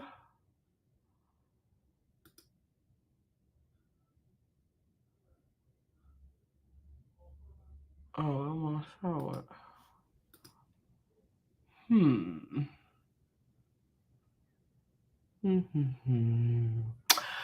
It won't let me show it for some reason. But number one, the narcissist abuse cycle, number one is idolization. It's referred as the honeymoon stage. The narcissist puts you up on a pedestal. It makes you feel special. They love bomb. They make grand gestures. They give elaborate gifts and shower you in affection. Hovering, the narcissist retains a sense of power and control by sucking up all your time and attention. They conduct smear campaigns, run into you by accident, and make you slew of bold promises. You feel forced to engage with them. Devaluation. The narcissist removes you from the pedestal and puts you down. Criticism, insults, controlling behavior, gaslighting, and even physical abuse are just some of the weapons of the narcissist. You feel worthless. Rejection. The narcissist discards you. They're less interested in love and security than on feeding their ego. They play the victim and blame you for the relationship's failures. So, that is a great one. Thank you for that. So, those are just some of the examples of gaslighting. But as I stated, gaslighting roots from past. What it goes back to past trauma. What a person has seen, what they have been around. They may have seen someone that was a great gaslighter and they feel like they can do the same thing. Taught behavior. Or they may have had to develop gaslighting techniques to protect themselves from being hurt as a child. But just because they had to develop it does not make it acceptable as an adult, though. It is still very harmful. And it is your responsibility to fix what's broken within you. We got to stop normalizing just because you have been hurt, you've been abused as a child, or whatever your circumstances is. We have to stop normalizing that gives you a free pass to be harmful to people, for you to catch an attitude with people, for people to have to walk around on eggshells dealing with you. We all have been through something. And it is our job to refix it. It's our responsibility to become healthy so that we won't pass that trauma on to other people. So that verse, hey, Brittany Love, that saying hurt people is not, when is that going to stop being acceptable? I like to use myself as an example. I've been a victim of domestic violence. It will be totally not okay for me to get involved in a relationship with someone else without me being healed. Because I'm going to think in my head that this guy is a total jerk. He's a community whore. He's a liar, or whatever the different feelings that I may have from my abuser. If I don't get healed, then I'm going to bring that baggage into another relationship, and it's going to be unfair to the person that I get involved with because they didn't do it. They didn't try to unalive me in front of my 7-year-old. So it will be unfair to me to treat them like they're an abuser. So we have to stop making excuses for people that have been through stuff and make it okay for them to treat people any kind of way or talk to people any kind of way.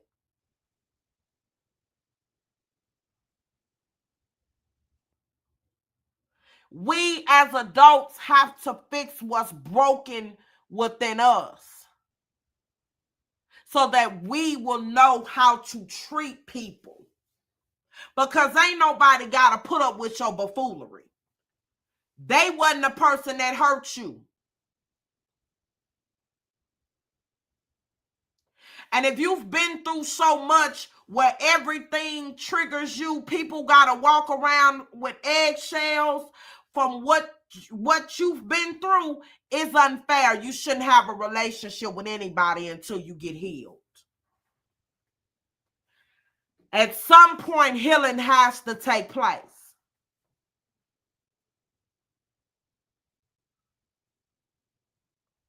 And healing takes time, but you have to put in the effort so that you won't be walking around so emotionally disturbed. Now, I can look at movies with domestic violence in it. By God be the glory. I can look at movies with a baby dying without me having an emotional setback and emotional letdown. Now, I can go into adopting a child without about to have a mental breakdown. Because I looked at myself in the mirror and said, I'm unhealed. I am not okay. And that is all right. But what is not all right is for me to stay in that unhealthy behavior and me hurt people that's trying to love on me and be there for me and allow my child to see me broken. That was not okay. So I made a decision to become a healthy version of myself for my child that looks up to me, and I set the precedent of where we're going. I looked at my child and said, Mommy's going to get better because we got to go on with our life. He may have done this to us, but we bigger than this. We are going on. And I teach her how to pray and how to be accountable of how she treat people. Our children looks to us for strength. Either we can teach them foolishness or we can teach them how to go and get healthy if an event in our life causes us mental instability. So if you walking around unhinged, you got to blame yourself, because at what point is you going to decide that being healthy is better than being unhinged? Because if everybody, look at it like this, if you are a person that's falling out with everybody and everybody is saying the same thing about you, it ain't everybody. And at some point, you got to take a look in the mirror at yourself and you got to say, I am the issue. It's something broken in me that I need to fix, and I need to do it expeditiously.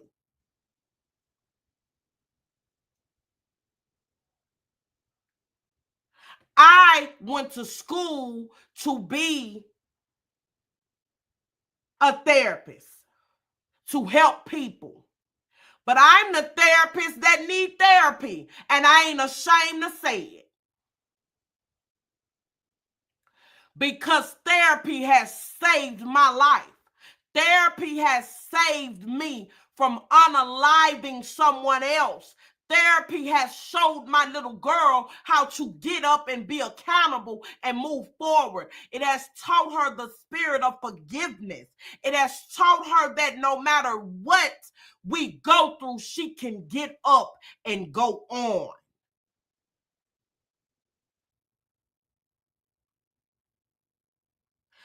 I go to therapy twice a week. Hello, Miss Lisa. I go to therapy twice a week, Tuesdays and Thursdays, and I don't miss a session. And for y'all that don't know, I'm in EMDR therapy, and it has been a total blessing for me. I don't care how much money you got. I don't care what your position is. No one is exempt from a traumatic episode in their life. You cannot prepare for a traumatic event in your life. But when that event comes, as an adult, you have to make a decision on becoming healthy for the people that depends on you. You have to be the example. We got to break this stigma in the Black community that therapy makes you crazy. I've passed all type of psych evaluations for my job. I've had to get psych evaluations to be in law enforcement. I've had to get psych evaluations for different credentials I hold. But I'll be the first one to say I was mentally unhealthy after my domestic violence situation. I was not prepared. I had put in my mind that I will never, ever be a victim of domestic violence. I was not taught to allow a man to put his hands on me. And so I never would have thought I would say I am she. Because I had all the training to avoid it. So who would have thought I'd have been woke out of my bed at 2 a.m. in the morning, thrown on the floor and choked and almost unalived? I didn't prepare for that. I didn't see that coming. So mentally, it took its toll on me because I psychologically was saying, how could I have allowed this to happen? And then I start processing anger. I start victim blaming. I started having the vigilante feelings.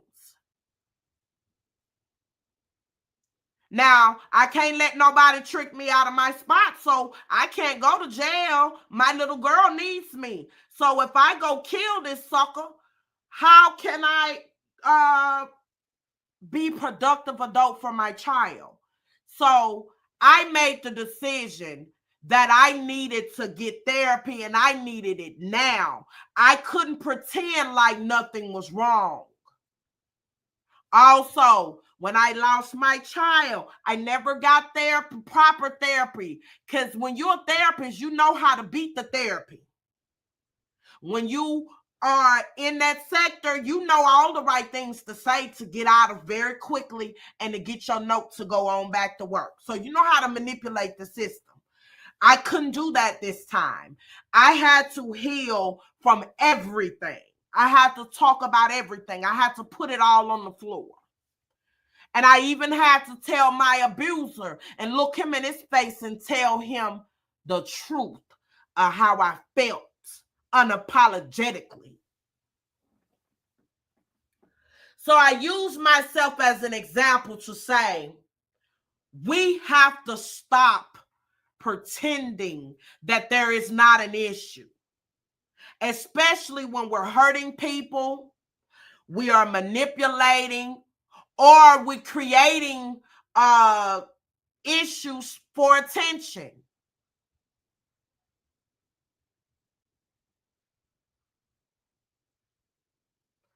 Hey, Miss Lonnie McGee.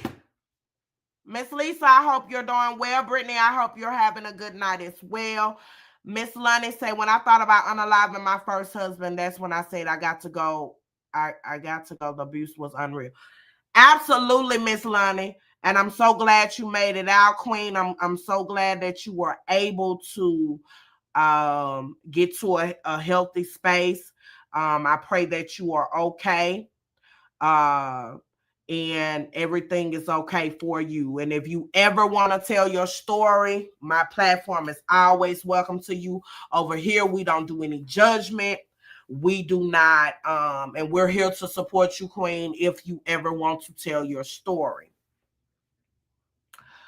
Miss Lisa said, when you are in that situation, it's not easy. No, it's not easy. And if you're walking around with unhealed trauma, it is your responsibility as an adult to go get whatever help you need. As I stated before in one of my lives, medication ain't for everybody. I tried medication and it started making me feel like I was a zombie.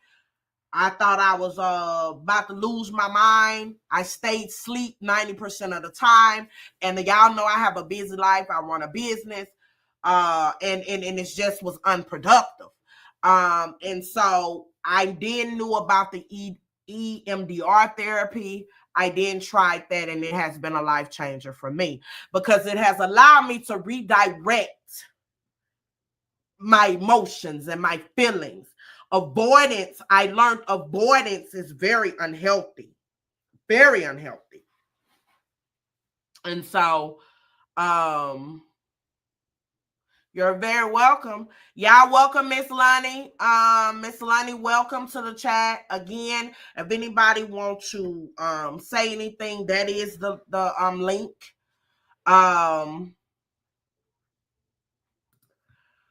Miss Lisa say the healing is for you, not the abuse. Absolutely. Miss Lisa, you're 100% right. The healing is not for the abuser. You have to heal to become a better you, and you're never going to be the same. I know a lot of people say you want to get back to you. You're not going to ever be the same person you were before you got harmed in whatever way it has been, whether it's sexually, physically, whatever. But your job is to become a healed version of yourself and to become a better person of yourself. Were you able to identify that type of behavior and get out of it before it gets to that point? Miss Lonnie says, thank you. I'm doing great. I raised 4 children. They are all married, doing excellent, have great careers. I am remarried. God never took his hand off me. That is a blessing, love. That is a blessing. You are able to move on, get remarried, and your children does not have any harm from that. That is a blessing. That is a blessing. And I'm so happy to hear that you were able to get out. First and foremost, that's the hard part, getting out. You were able to get out. Your children were able to become successful, and you are now remarried and in a more healthier environment. That is an absolute blessing, and I'm so glad to hear that.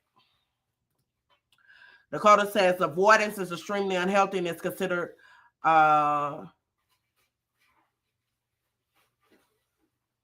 shh, you're making noise.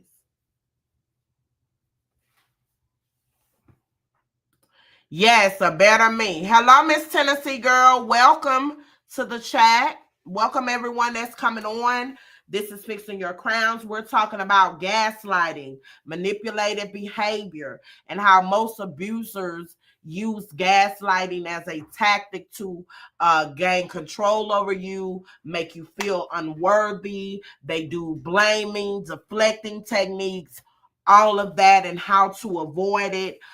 We also talked about when you're ready to leave, abruptly leaving, when they know you're about to leave, can cause you your life. We have the domestic violence hotline as well as the abuse hotline is in the chat as well. So if you know someone that is a victim of abuse, sexual abuse or whatever, we do have an advocate in the chat that does that for a living, certified advocate in the chat. So if you guys need any resources, she can get you the resources that you need in any state. If you need a referral for any counseling or whatever, I can get you the information that you need as well. This channel is all about positivity, lifting one another up, and becoming a healthier you. So that is gaslighting, guys, and you have to avoid people. But as I stated, being unhealthy is not okay. I have experienced I think it was Zion Facts. She brought up YouTube. It's a lot of unhealthy YouTube issues going on. You guys know I don't get involved in the unhealthy buffoonery that's going on, but I do see a lot of unhinged, unhealthy people, as well as a lot of gaslighters. A lot of people unhealed from a lot of trauma that needs to get some help immediately. Let me tell you how a person is unhealthy. If you create, I know you guys may have experienced or know someone that does this. They create problems for attention. Like they'll create an issue just to get attention. That's a gaslighter. And they are mentally unhinged. They are mentally unstable. It's just simple as that. And we also call that Munchausen behavior. Like the women that pretends like their children are sick for attention. That is a form of when people pretend like they are hurt or they deflect, like something you did bother them. Ain't nobody did nothing to you. You just unhealed and you need to go get you some therapy. Have y'all ever been around somebody that act like everything you do is something wrong, or you've hurt them, or you've triggered them, or you the one always doing something to them, but what about when they talk to you any kind of way or do you any kind of way? Those are the best gaslighters ever. Like, are you kidding me? Miss Lisa said, I was pushed out of a first floor window. I was 7 months pregnant. I was in my late 20s. Thank God I healed from that trauma. My baby survived. I am so glad that your baby survived, Miss Lisa. My God. That's real tough. And then to be done that way when you are pregnant, I'm so glad. Did your baby survive when you was pushed? Did your baby survive? And thank you guys for telling me your truth on here. You guys know if you guys want to come up on the panel, if you can, if you just want to share in the chat, that's fine as well. But I'm trained as well as anti-violence. One of my mods is definitely trained as well. I'm trained. I went to a lot of school, but school did not prepare me to become a victim. So now I have a totally different perspective on trauma.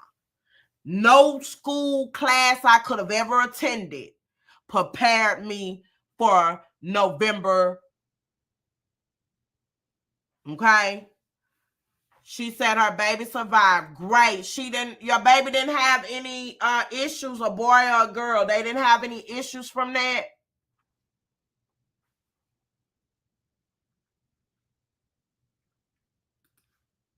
Yeah, unhealed people are easily triggered and easily offended.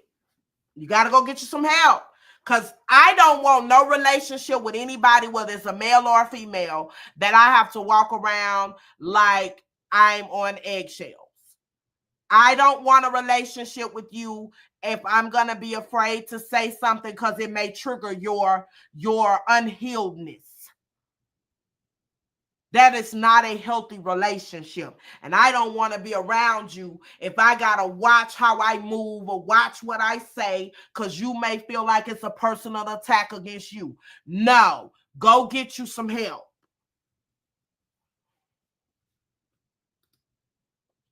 Yeah, I'm so sorry, Miss Lisa. Miss Lisa say her son is healthy as a hoe. That's a blessing. God be the glory. Her son survived, she survived, and she did not look back. She got out of that relationship and said, the hell with you, good day and goodbye. So happy for you, Miss Lisa. Miss Lisa got out of there. Her son is thriving, and everybody is well. That is a blessing. Because that is never okay to do. Never. And then you have the audacity to do that while she's pregnant. Like, you bottom of the barrel. Did he go to jail, Miss Lisa? Like, you bottom of the barrel, dirty, low down and dirty. You know what I'm saying? Like, you low down and dirty.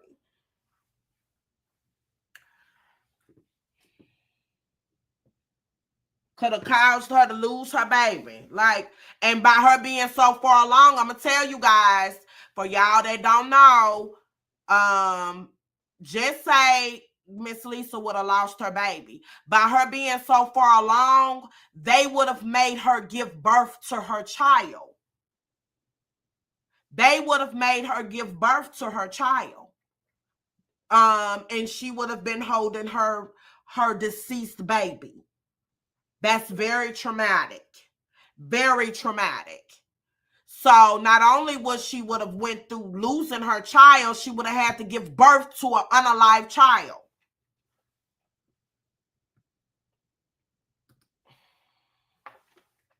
Walking on eggshells is a item that describes a situation where someone is being extremely cautious and careful in their words and actions around another person. Absolutely. If I got to be cautious, now I'm always going to be respectful. Now, you don't want to be around people and just say hurtful stuff. That's not what I'm talking about.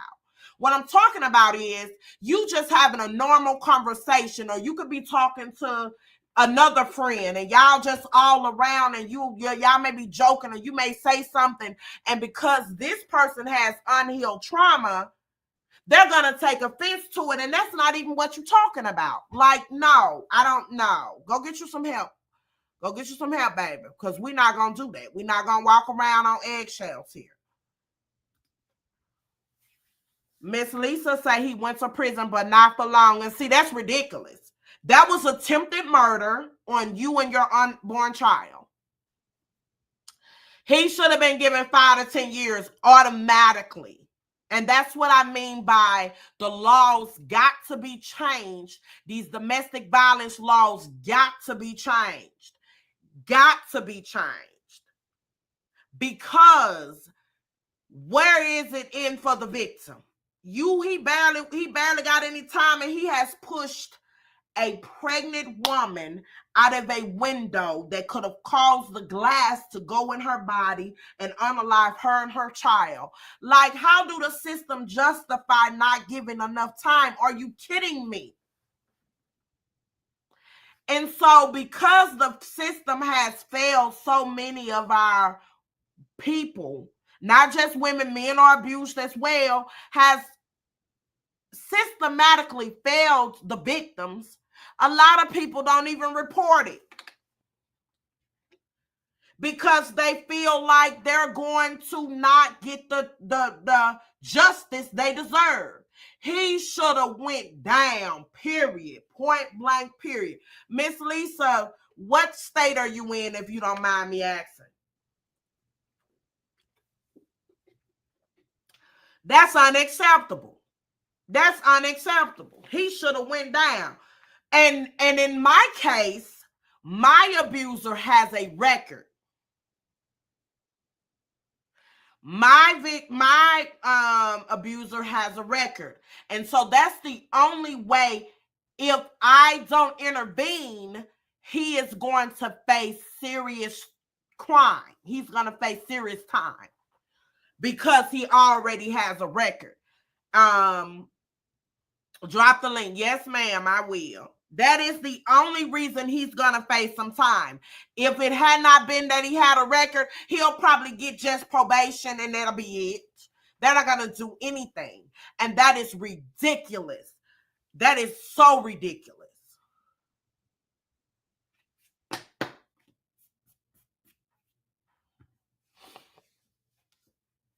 And that's why I'm writing these laws to be changed. I'm prepared to go to every state capital because we have to do things for the domestic violence. When the treatment for the victim needs to start the minute they do the police report. The minute a person calls the police, the help needs to start right then and there. Hey, Miss Lisa. Hey, booby, how you doing? How you doing? Hi, chat. How's everything going? I'm all right. I'm just still a little under the weather, but I'm here. Well, God willing, you be okay. You're gonna get through it. It's the weather's bad, but I know you was asking where I live. I live in New York City, but at the time I lived in Richmond, Virginia, where most of the abuse did happen. Because I was away from family, away from friends, isolated, only depended on him. So that's what it was. And I had two children that were disabled, right?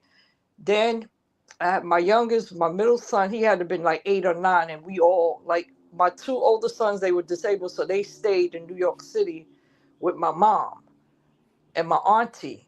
But then I went down south because at the time, when you with these type of people, they have so much control over you that you forget anything and everything. You know what I'm saying? It's that man, that man, that man, and I was controlled. You know what I'm saying? So he said, "Oh, we can go to Virginia and live a better life, this and that." As soon as I got there, a week or two, the honeymoon is fine. But I seen red flags. I did see red flags before I left, but in your mind, you don't think they're gonna do it again. That's the mindset, because you don't think. You don't be like, "Oh, he ain't gonna hit me no more." This is what we tell ourselves. One time, it's too many times, you know. Then we up there making up with them, and they'll tell you, "Oh, you ain't got to worry, anybody gonna hit you no more, this and that," until you are isolated, till you are dependent on that person, and that's what it was. I lived in a like down in Virginia, they got the little townhouses, but it's like developments, maybe 4 flights up, like 4 buildings, and we lived on the first floor. So I remember this day he went to work, and this is another thing. Every time he would go to work, he always used to take my pocketbook and my ID. That was for control. That's for me not to go anywhere, but stay in the house, and I was pregnant. So I remember it was me, him, and his sister came down there. I put my wallet down. I had $100 crisp bill, and I knew I had it because that's what I had. I counted my own money. She came down there without any money, but she took the money out my wallet because all of a sudden she's buying stuff, and I'm like, in your mind, I'm like, where'd she get money for? She ain't had no money when she got here. So I asked her. I said, listen, you see my wallet? Because, I had $100 bill. She was like, I don't know what you're talking about. So I guess she told him. So he came in the house like a ranger animal. He was like, oh, what's this I'm hearing? You blaming my sister? I said, no, I didn't blame her. I just asked out of nowhere. Boom, right in my eye. So I'm trying to gather myself. I got a belly. I said, you really hitting me and you know I'm pregnant? He was like, okay, what do you want me to do about it? He was just a mess. So I remember I was just seasoning up some chicken. And down south, the stoves are coiled. So in New York, we always had gas stoves. I never knew how to work a stove like that down south because it's the coil. So anyway, I'm heating it up, making chicken, and when he came in, he already was in a bad mood. He had my pocketbook. So he said, oh, here's your bag. So I'm looking at him like, I had an appointment. He was like, oh, well, you can't just go nowhere. You don't know nobody down here. I said, yeah, the point is I had to go see prenatal care. I had to go see the doctor. Yeah, he wouldn't want me to do anything. So after that, I'm standing there. He said, yeah, I know you tried to accuse my sister, and my sister ain't no deep, but she's been known to deep for all I know. You know what I'm saying? For years I've known her. And he said, how would you feel if I take that whole pan of grease and throw it in your face? And this one it gets real scary because I had to downplay everything. I had to downplay my ass out of an ass whooping. You feel me? So basically, you had to gaslight to make Yes. like you was okay when you wasn't, and stuff Right. like that. And Okay. I'm thinking of my child, you know what I'm saying, in my belly, and I'm just talking it all the way down. Meanwhile, I still got an eye jammy, you know what I'm saying? Can't barely see, and I'm cooking with my eye, half eye, and trying to cook it, a mess. So, I remember his mother calling me, and she said, "What are you waiting for him to put you in the body bag?" And it just sparked something in me. So while he was at work, I was at a magistrate office, to get a judge or somebody. Um, he didn't know I started to go into DV classes. I did all this behind his back. I didn't let him know nothing. You know what I'm saying? Not supposed to let your left or your right hand know what it's doing. Yeah. Then what happened was crazy is we had money, right? I had money. So his thing was my money, his money. So we put a joint account, put 3,000 in the account. So I played him. You know what I'm saying? I went down there one day and took all my money out. And that's when I had called the cops. I got, I had to strategize. Then I said, you know what? That's it. So the next morning I got up, and not only that, after I'm skipping a part. Once I had to downplay about him throwing the cooking oil in my face. I was standing near a window. Now, remember, he just got home like 4.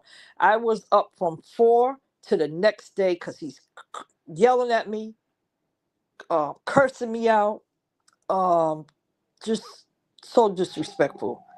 You know what I'm saying?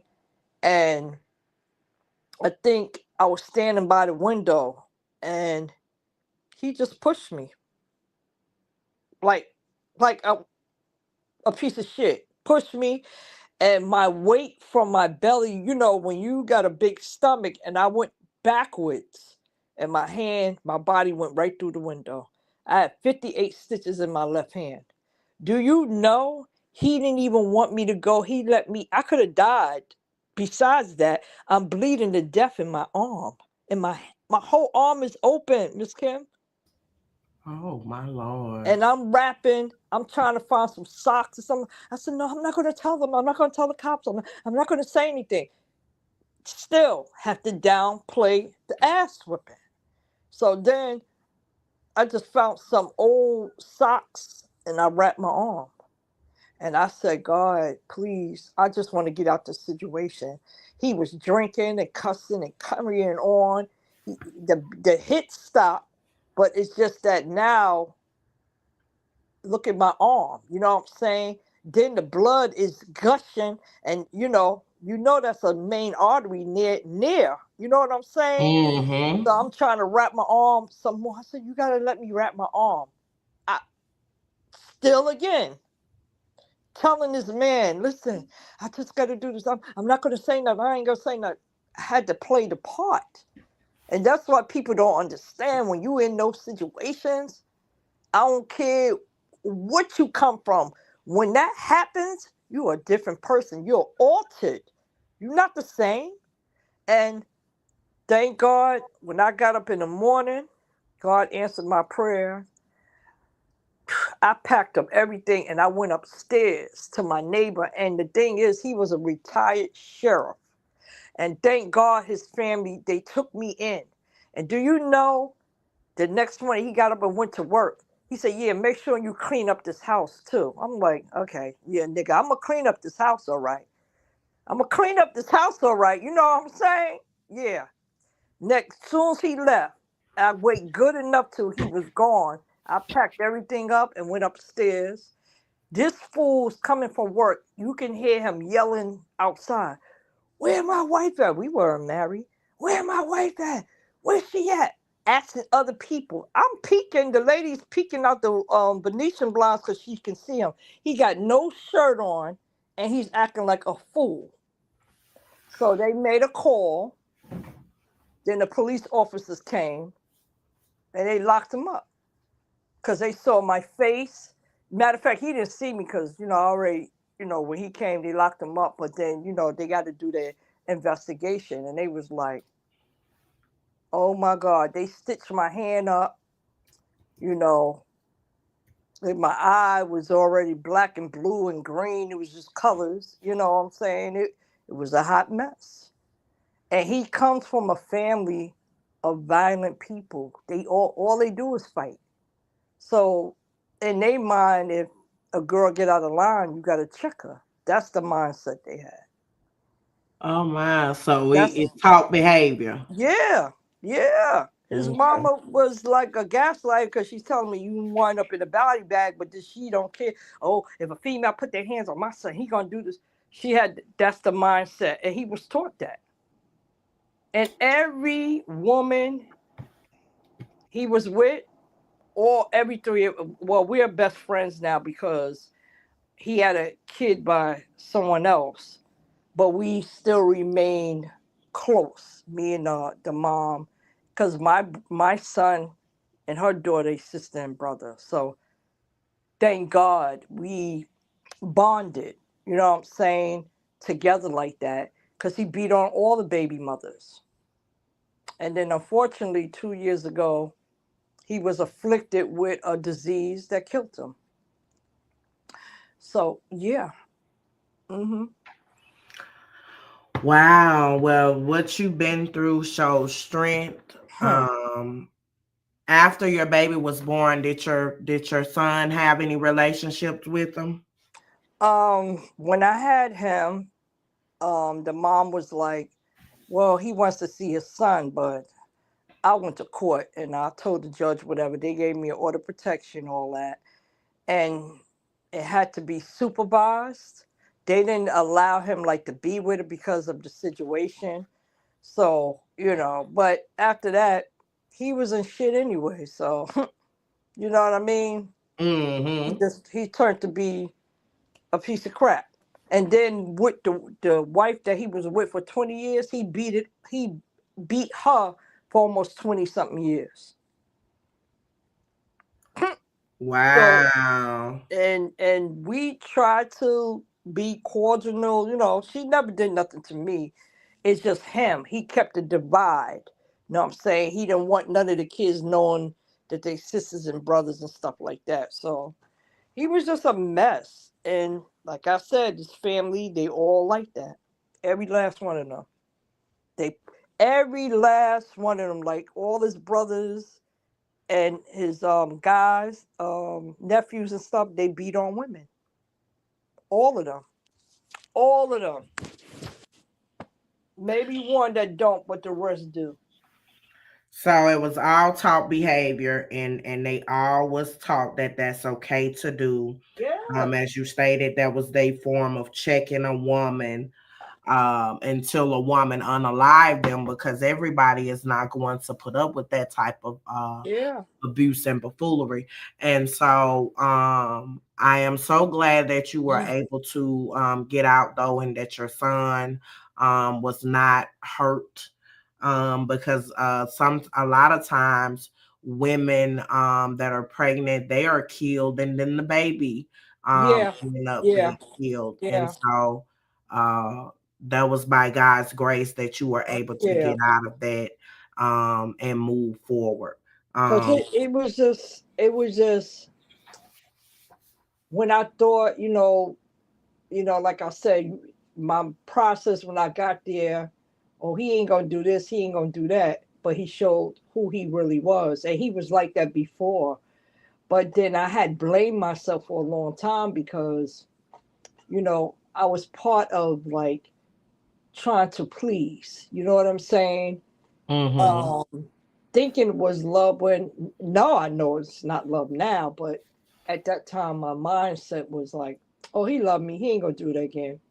And then, you know, then it just, I had to really analyze.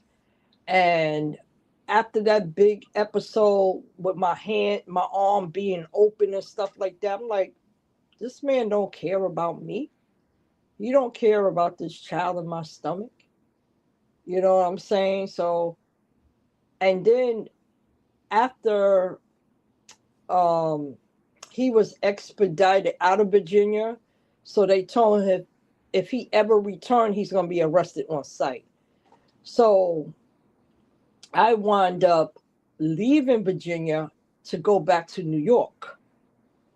And because my mom was like, no, you need to come back here so we can help you with the baby and all that stuff. So I'm like, I really didn't want to leave, you know what I'm saying? Because we ain't had the best relationship, but I was like, all right. So I came back to New York.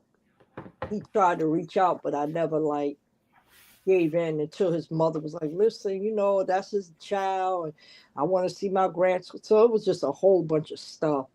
But, just watching them over the years, the people they were, it's just horrible that I was even with him, you know what I'm saying, around his family like that. So, I just prayed to God and I said, you know what, let me get some counseling because I had to have extensive counseling because at one time I felt like I wanted to go back to him in spite of all of that. You know what I'm saying? We play that, we go over that in our head too, like, but what could be a better outcome? Maybe he'll go get counseling. But when I said that, he said, I ain't need no counseling. That's for you. That ain't for me. So I was like, okay, now I see that that's not what he wants. So I did. And I'm gonna say this: it is a lot of people that'll be judgmental, but when you are a woman that are being abused physically or mentally, emotionally, we tend to go back to what we're comfortable with. Yeah.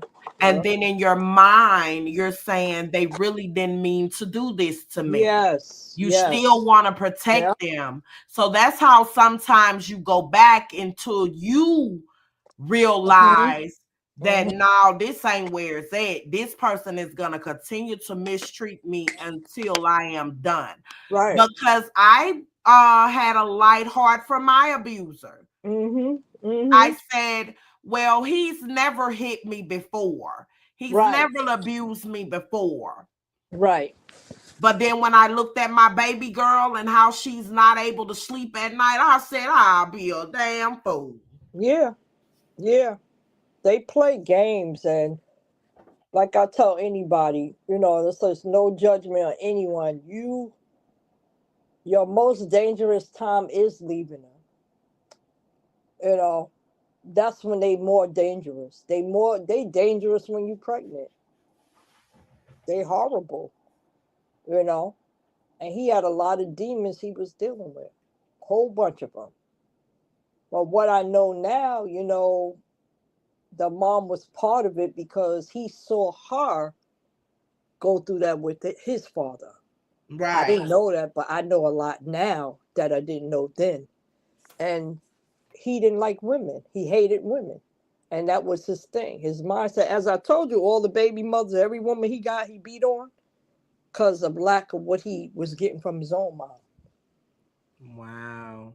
So So that's why I tell us as women, we got to be checking the childhood. We got to that's see is any right. childhood trauma. Yes. So now is you got to go through an FBI check. I need to know how you are with your parents, your All that. children.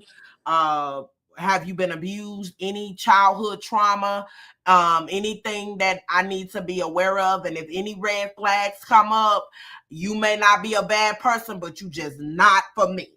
Amen. Amen. And you know, I know that was 20 something years because my son, he's 28 years old. You know what I'm saying?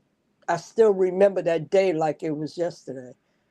You know, so I just thank God that I got him out of there. I thank God he's safe and he's good and all that. And, you know, I taught them about abuse because I want to talk to my boys, with relationships with women. So I let them know, if she puts her hands on you, leave that. Don't ever try to fix something like that, you know. Mm-hmm. So you got to instill those things in your kids as well.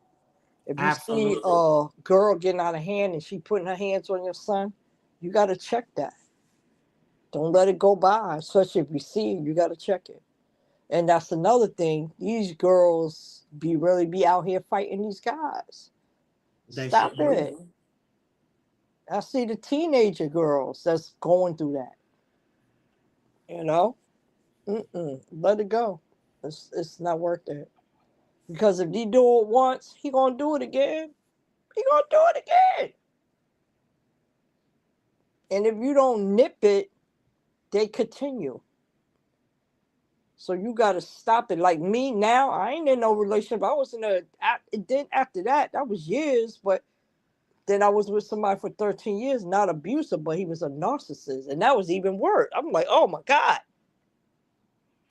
Oh yeah, it's really tough to be with a person that has narcissistic Ooh, personality child. disorder, especially if they have grandiosis.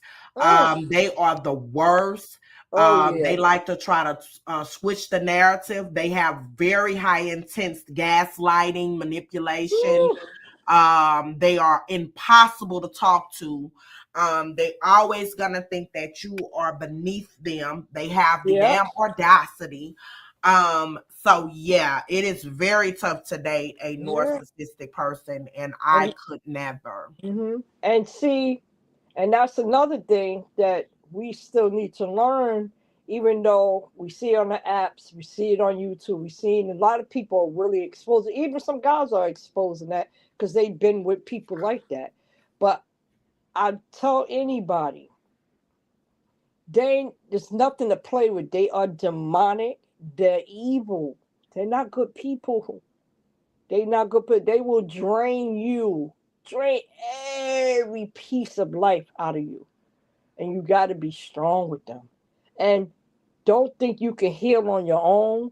No, you need a therapist because you got to walk that through. Because remember, look our look our ancestors, look at all the women or our elders didn't know what that was. We didn't know what that was, but thank God we do know now. You know what I'm saying? That's what we were dealing with. That's what they were dealing with. So it's the cycles of that. I'd rather be by myself than be with that. I'm sorry. They take, Absolutely. And yeah, that's the heal version of you talking. But a lot that's of right. women, a lot of people don't know how to be by themselves. That's both men and That's it. women. And a lot of times we run to the comfort of the arms of people when we running into the arms of the devil. We are. We are. That's why it's important that we get to know who we with. We get to know who we procreating with. Because if you're procreating with someone that is batshit crazy, they're Yeah, going to pass their trait more than likely, especially if that's they're an right. older guy, Mm-hmm. on to your child. Yeah, And it is nothing like it's a lot of sleepless nights. I'm that's telling you guys. right. It's So like I'm. I know I'm like a magnet. I see them so I can see them maybe 20 miles, and I'll be like, oh hell no, oh hell no, oh nope, oh hell no. The discernment for me. So I know what to look for, and I just don't deal with them because, like I said, I'd rather be lonely or to be with that because that just almost wiped. And I didn't do anything. I was a good, loyal woman. He was cheating and drinking and carrying on, and I was like, oh Lord, nah. Then dealing with health issues. I have a motorized chair. Both of my sons have muscular dystrophy, so I'm already dealing with my health issues. So I don't need to.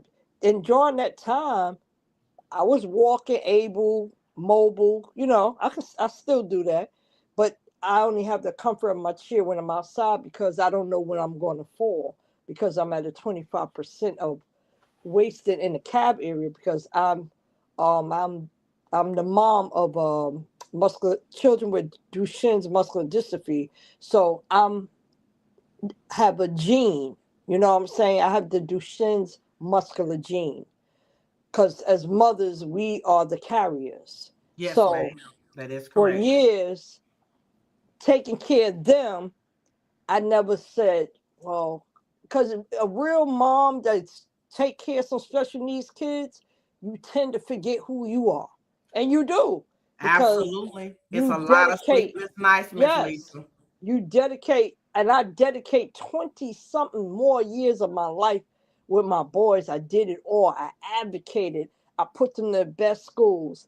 I made sure they had the best doctors. I made sure they lived had quality of life. I gave it all. And during all of that, last 5 years, I was falling everywhere and didn't even know what I was falling until I had to go get an MRI. I had to do this, I had to do that. And then the doctor let me know what was going on. I seen several neurologists, but then in my mind, I said, wow, this is how my kids used to walk and fall. Is this what I have? I didn't know that then.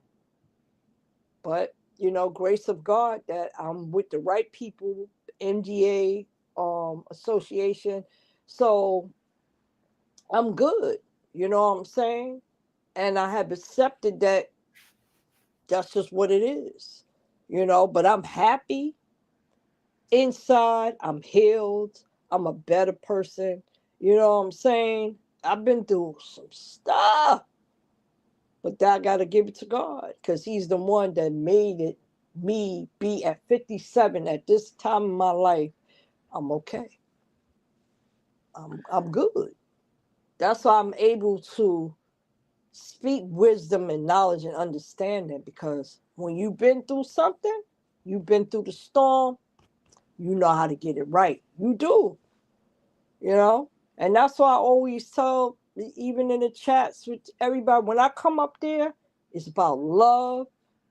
It's by understanding. I want you to understand. I want you to have wisdom and knowledge. That knowledge is free, and you can go anywhere in your life with that. But when you in bondage and acting up and tearing other people down, that ain't good. That's not good at all. So we got to learn to ignore all the noise. Worry about you. Center you. You got to love you first before you can love anybody else. Absolutely. And you got to be a healed version in order Amen. to be able to reciprocate and know That's what real right. love is and know what the agape type of love is. You Yeah. cannot be walking around here with unhealed trauma and without the ability to heal because God knows deceit is bad for us and He That's wants us to right. have a better life. Yeah. That's why He calls us to follow Him and be truthful always. Mm-hmm. Not because He wants us to be good, but because He wants us to be blessed by living a life of integrity. Mm-hmm. And And I by getting oh. to know God and putting Him in Mm-hmm. charge of our life, we can tap into His That's power, right. even when being honest is hard. Yeah. And I even tell people, always remember when God bless you out of something, take heed to that. Never go back. Because he brought you out of that. So why are you back in that when he done brought you out of that? What's the lesson from that? If he blessed you out of something, that's just what it is. That's Absolutely. just what it is. And we got to stop doing that. When we don't listen a lot, but we don't listen. We go back and forth, toe and toe for what? And I never say you can't meet beautiful people because I've got to know some beautiful CCs on this internet. You know what I'm saying? I don't know them, but I know as this saga and moved on and everything. There's some beautiful people. Yeah. And sometimes you can be in something bad, you come out of there, you feel refreshed because you ain't got to Absolutely. deal with that. It's some beautiful people, Miss Lisa. I've came across a lot of beautiful Yes, women, a lot of I beautiful agree. spirits. Um, I just make sure that I always walk in the spirit of forgiveness and walk in the agape type of love. Yeah, Um, and yeah, I always make sure my integrity and honesty is there. Um, yeah. because I rather a truthful tongue than a lying tongue any day. Amen. Amen. And a person, when you're truthful, they can meet you at your truth Yes, yes, yes. better than a lie. I Yeah, cannot, one of my pet peeves, I can accept a lot of things, but I can't accept a liar. I yeah. cannot stand a Mm, liar. Because what are you lying for? right. Because what's lied in the dark gonna eventually have to come to the light. The truth is the light. That's right. That's right. And so with this, a lot of, as I stated before, our black women are the worst Oh, with we putting are. each other down, with Yeah, gaslighting, manipulating, yeah. uh, not being healed to be a better version for ourself, our So, family, walking around with iniquity in your heart, but then you say you're a child of God. You can't do both. nah, nah, nah. And that's the thing I don't like. If you wrong, you're wrong. If you right, you right. Ain't no in between. And stop using God for convenience. He ain't convenient. What we doing? Cause just cause you Absolutely. say that doesn't make it better. Cause you still in the line of fire. You still playing. You can't play both teams. You can't And play both. I've lost a lot of friends because they were, and God just moved them out my way. They didn't want to go where I was going. You know what I'm saying? And when I had my kids to take care of them, it's about my kids. I ain't care about nothing else about them. It's about them. You know. I help, and I have a real good heart. That's one thing I can say. Like I have a neighbor. She deals with schizophrenia and bipolar, but I check on her, and she knocks on my door every day. Hey, Miss Lisa, I was hungry. You hungry? Okay. Boom. I'll give her a box of noodles, whatever she want. Clothes. She needs some clothes. Like, you all right? It's cold. I'll say, you got a coat? Boom. There's a coat. And every day, every other day, she come check on me. And people are, oh, like other people in the building, oh, but she got this. So what? Everybody deals with a little bit of mental illness. Everybody. Absolutely. And you only one traumatic event from having a mental health crisis. Right. And people lie like they ain't never been through something. But that the lie detector test determined that is a lie. As long as you live, there are going to be storms. And Yes. we as adults have to make the decision on how we come out of that storm. That's right. um and no matter what you go through, it is never okay to be harmful to others, to treat people with disrespect, or a person, as I stated, have to walk around with eggshells because you so sensitive they can't even have a conversation with you. Right. I do not wish to have any connection with anyone like that, because that is a very unhealthy relationship, very unhealthy connection. And I avoid people that uses God as a convenience tool and be quoting scriptures and don't live by any of God's words. And especially when you are using the Bible and then 1 second later you then became the devil. Help it make sense. Yeah. Yeah. Yeah. That's why you have to take care of you. You know what I'm saying? You have to heal. Cause how you preaching when you ain't healed? You can't preach to another person if you ain't go through the steps to heal. That's number one. Absolutely. Those kind of people are hypocrites. Yeah. Like, I can't get on here and tell you guys how to fix your crown if I have never had to fix my own. Yeah. I can't Right. tell you guys how to get back up if I decided to stay at the bottom and was content there.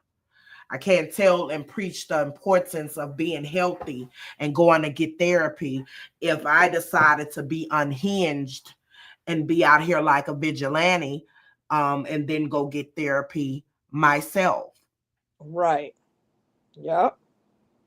So a lot of times we have to practice what we preach. Yes. Yes. Yeah. Because, and that's important, you know. So a lot of people unhinge, or and I've learned in just watching, like, even with this whole DB alleged story, it's sad, you know, because we all have sons. And that's when a lot of people came into this, you know, because we all have sons. Our sons could have been in a situation like that, you know. And like I said, trauma bonding is not good. Nah, it's just not. Heal. You gotta heal. When you You gotta heal, heal. when I you agree. heal, you can feel it. Like, you you live life better, you look better, you feel good. You know what I'm saying? You bubbly. You have your moments, but you still, that part of healing, man, is amazing. It's just because you're not scared no more. You know what I'm saying? Because you don't know Absolutely. that. I agree. I agree. And what's more profound is it's so much stuff going on in this world. It's Yeah. so much. Oh, And our people are destroyed for a lack of knowledge. yes. And my job, God spared my life for a reason. So Yeah. until it's my turn to go in the dirt, I am going to spread the word of God. I am going to spread healthy topics, environments, so that our people can become knowledgeable and elevated. I do not do the bottom feeding. I don't do the mess. I like to see women elevating. And when you sit at my table, I want you to be enlightened. There is no competition. Right. God gave us Absolutely. all Yeah. gifts and uniqueness. And so my job is to help you to tap into your gift that God has given you. Yeah. But I'm a real stickler for, if I see you double minded, if I see you a hypocrite, if I see that you are not walking in the agape type of love, if I see that you are mentally unstable and refuse to get help, if you are exhibiting Munchausen, which is creating an atmosphere for people to feel sorry for you Oh, yeah. because you unhinged, I don't fool. Uh-uh. I exit silently and I don't Yeah. fool with you because you are a dangerous person. Yeah. Um, and we all are going to do something that may offend someone, whether it's intentional or unintentional. But if you don't have the type of conviction, Right. or you don't have No um, empathy.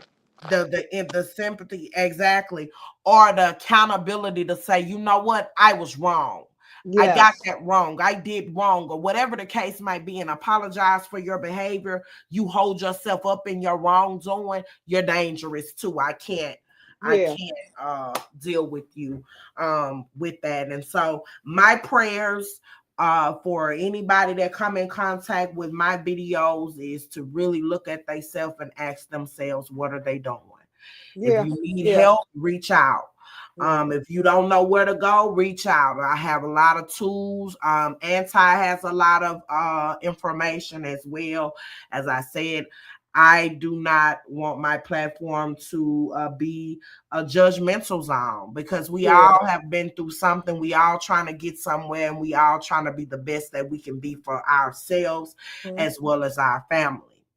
Because you have to, you know, and that's important, because a lot of women, they go from one relationship to the next, and same pattern, same behavior, because they ain't changed, they ain't acknowledge wrongdoing. And just like these men jump from one woman, this woman, that woman, this woman, because they the same, you know. And us women, we have to be careful. And my aunt told me that you got to be careful who you sleep with. You have to. You have to. You have to. You have to protect yourself.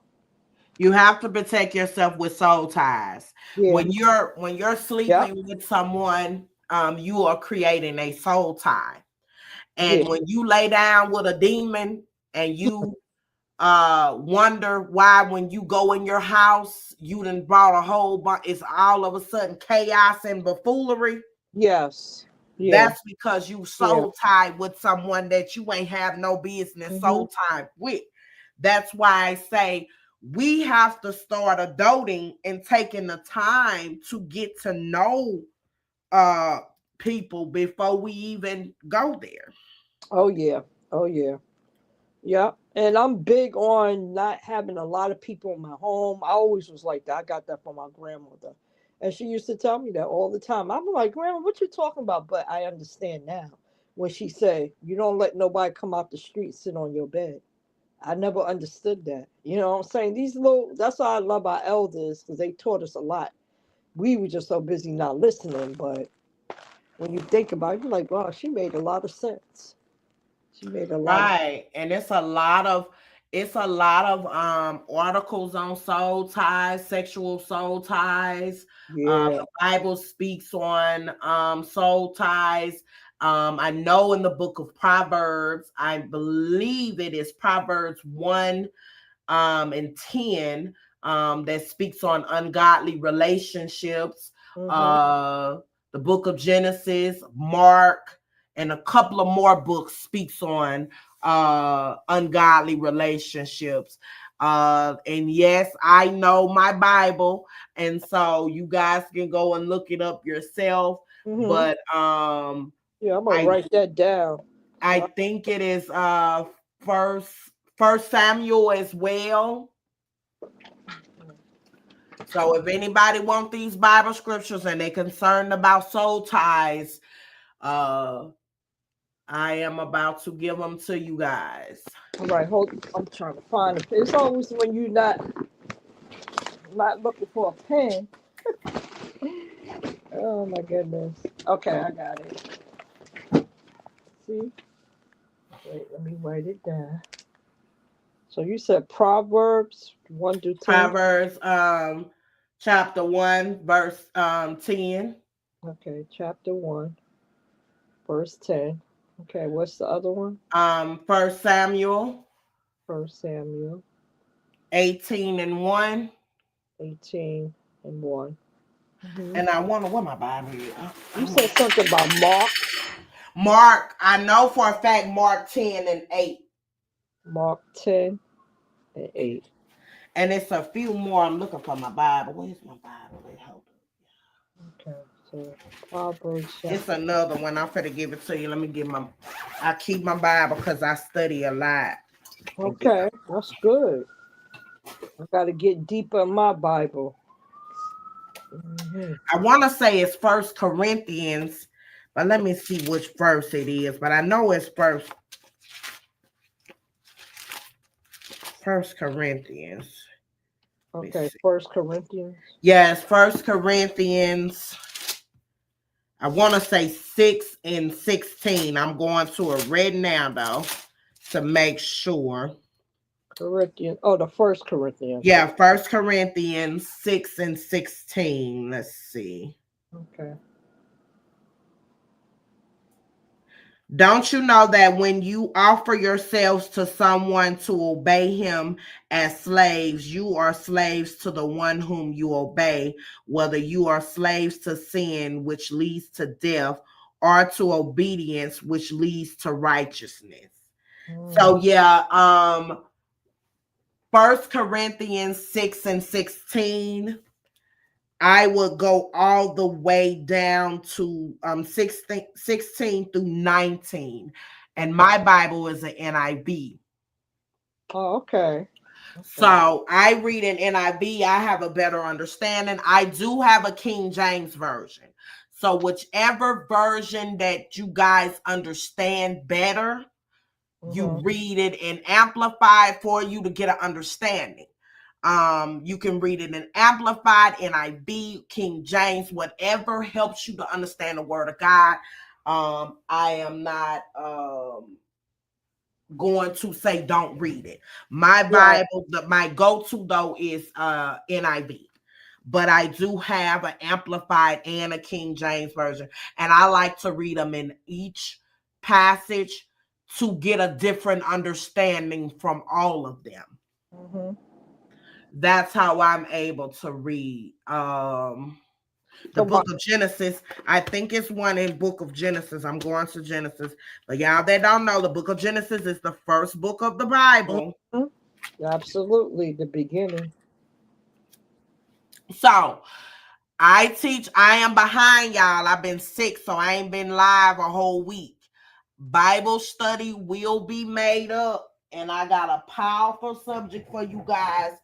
And you guys will be able to go along. It will be this Tuesday at 7:30, like usual. Okay. We will be playing Cahoots as well. And the winner of Cahoots will win a Bible study gift basket. It will have Rooted in Faith merchandise, a new Bible tabs, a journal for you to write, because you want to study. You want to be like you in school. You want to study and learn the word of God. Yes. Mm-hmm. I agree. Was it Genesis 2? And I read Psalms 91 to 94 every day. Oh yeah, that's my go. That's one of my go-to scriptures. That misses. Mm-hmm. Genesis, I want to say Genesis 2 and 24. 2 and 20? 2 and 24. Okay. Genesis chapter 2, verse 24 says, "For this reason, a man will leave his father and mother and be united to his wife, and they will become one flesh." It ain't that one. Okay. That one talks about a man and a woman when they're getting married. Right. But I know for a fact, 1 Samuel 18 and 1 talks about being knitted together. Anti just put 1 Corinthians 6. What she put? Let me see. I just put it on the screen. Okay, I see it. Okay. But yeah, y'all, I go through this Bible, baby, and I love to learn the word of God because it strengthens my faith. And Bible study will resume Tuesday. I will have the information. Our first one, we taught about love. We taught about confusion. God is not the author of confusion. Right. And so the love one was powerful. I got a lot of good feedback on that because a lot of people didn't know the right type of love. Right. Yeah. And so soul ties is very important to learn about. They have a lot of articles on soul ties, sexual soul ties. So you need to read what the Bible is saying about soul ties and breaking soul ties. You need to focus on God and His guidance on breaking unhealthy bonds. Because we can have some very unhealthy bonds, and that's basically what that is. Yeah. And so stay away from them people that don't want to have a closer relationship with God too. I know. If they always on some buffoonery, and then the minute you go to talking about God, they get out the way. They get off the subject, or they don't want to have a close or learn God with you. Like, it be a few of us on here on Bible study, but that's okay because we have a good time learning the word of God, and eventually more people gonna know the importance of learning, because everybody can't go to church on Wednesdays to go to Bible study. So that's why I do it for the people that are incapacitated, can't Yeah. go, or they really wanting to rebuild their relationship with God, and they able to get an understanding without no judgment in the comforts of their home. That's why Yeah. I do it. Yeah. I like that. Because I'm just a firm believer, I'm not going to let nobody show me or say, oh, no, no, nope, he's number one. So you can't tell me that. Absolutely. And Number one. everything we say, Miss Lisa, I go right to them Bible scriptures and show them. I give them the Yeah. Bible scriptures, and they learn. And like I said, the first one was about love. A lot of people don't know the right type of love, and Love. where love should Right. come from your heart. Hmm. And so, yeah, I'm gonna be on here on Tuesday. I enjoy doing it. That's some God y'all had asked for. A lot of everybody in the comments had asked for it.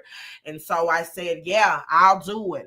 I love to teach the word of God. God is the head of my life and has got me out of the wilderness. A lot, has spared my life because the Yeah. enemy tried to take me out on more than one occasion. Yeah. In 2023, I had 4 emergency surgeries. Wow. 2024 healing, and then late 2024, I almost was unalived again.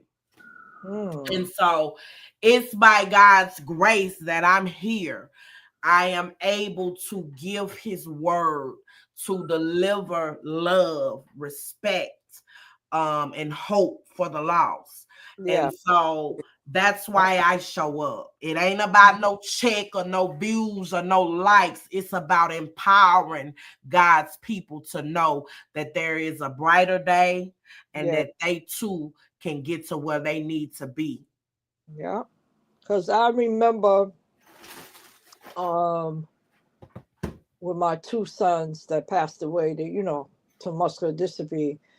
And I remember my aunt told me, she said, listen, they not your children, they his children. And I was like, what you talking about? This is before I wanted to learn. And I'm like, man, I don't know what you talking about till I understand now. I ain't understand then. And she was like, yeah, he just lent them to you. And I was like, what?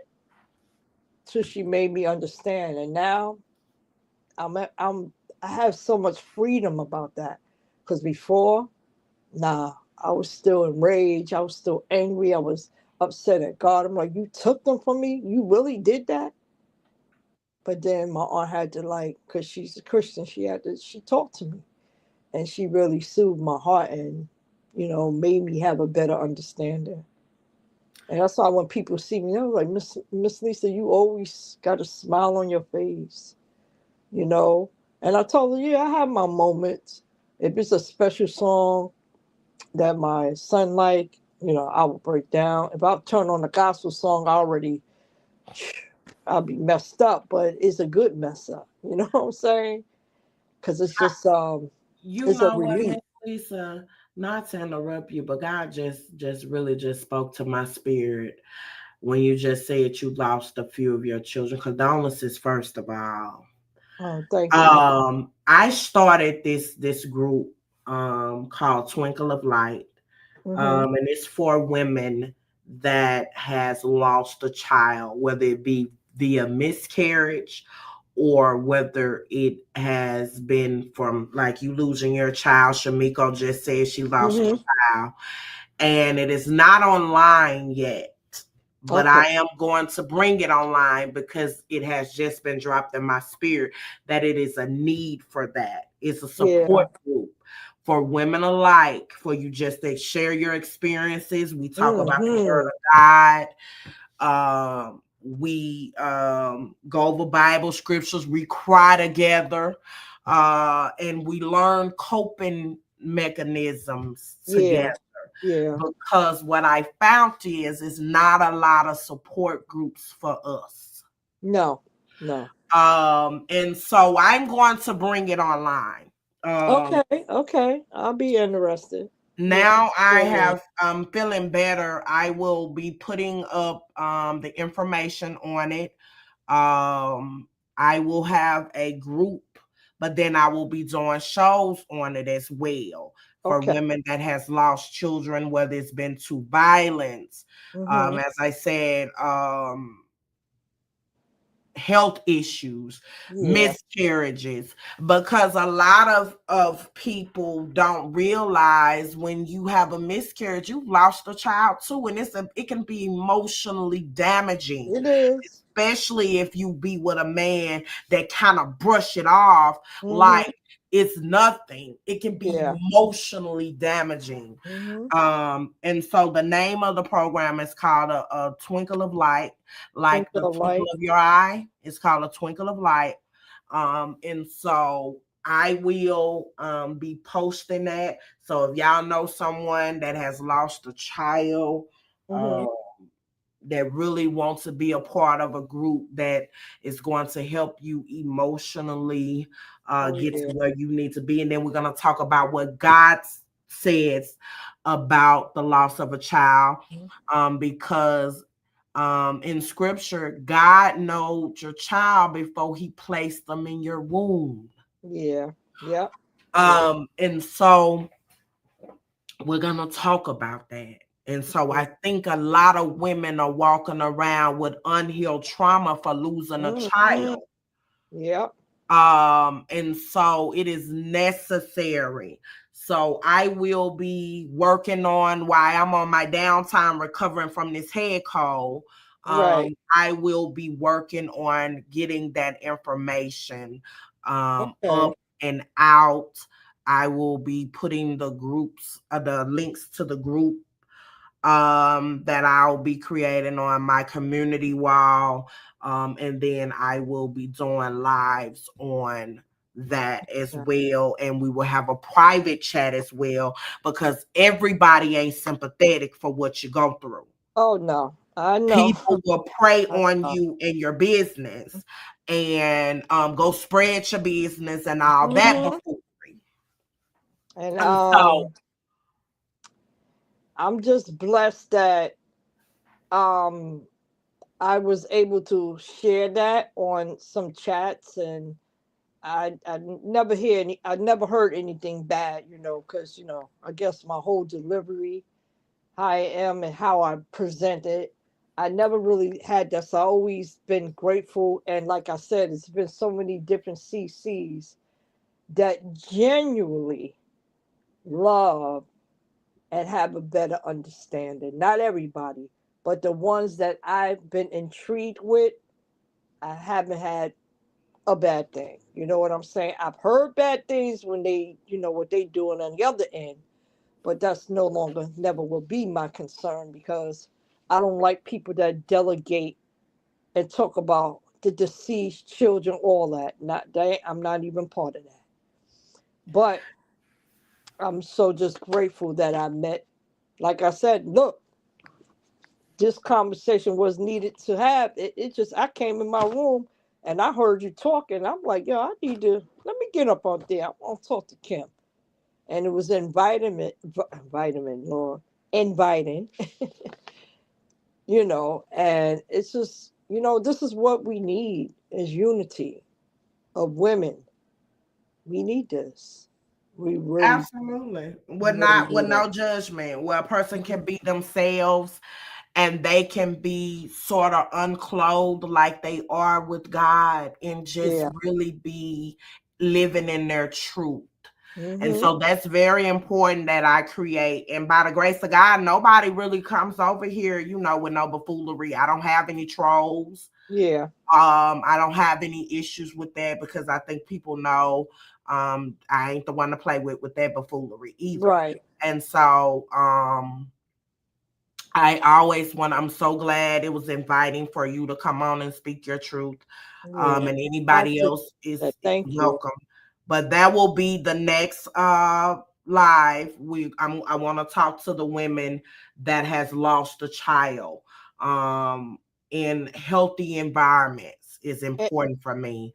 And I see a lot of women, my God, is hmm, dealing with that.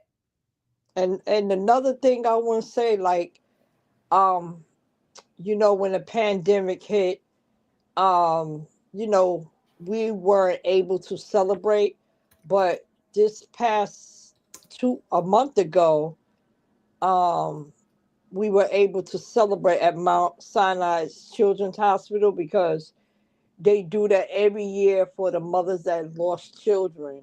So I am part of that group, which I love, and I must say it's just breathtaking that we can sit amongst other women, families, and hug on one another. Race don't matter because everybody don't matter. It ain't just us; it's everybody in there, and it's so much love. You know what I'm saying? And when they sent the invitation, because they haven't did it in a while due to all these cuts and things, but it's just God's grace that they sent the invitation, and I was there, and I had a good time. My son went with me, my youngest son. My other son, he don't really mess with too much of that too much because he lost his brother, so it's kind of hard with him. But my youngest son, you know, he's like, "Mom, let's go," and it was beautiful. So I've been part of a lot of stuff, even with my children, advocates for children, you name it. I, I've been I've been on I've been on the ground, you know what I'm saying, with these boys. And I just thank God every day that He allowed me to have them, you know. Such a joy. And they were joyful. And I will never forget my kids, you know. But I'm in a better place than I was, you know what I'm saying? But I'm so glad that you're gonna have something like that, because that just warms my heart to be around other mothers that's dealing with that. Yeah, that's a big one. I like that. Amen. Yes. And you when you're allowing God to use you as a vessel, you listen when Yeah, He speaks and you yeah, move. And yeah, so when you said that, that dropped in my spirit, and it's like it's time, because when I'm alone, when I'm especially when I'm studying my words, different things of how to speak to His people pops in, and that was something I created. I hadn't brought it online yet, but it was such mm, a big yeah, turnout for it.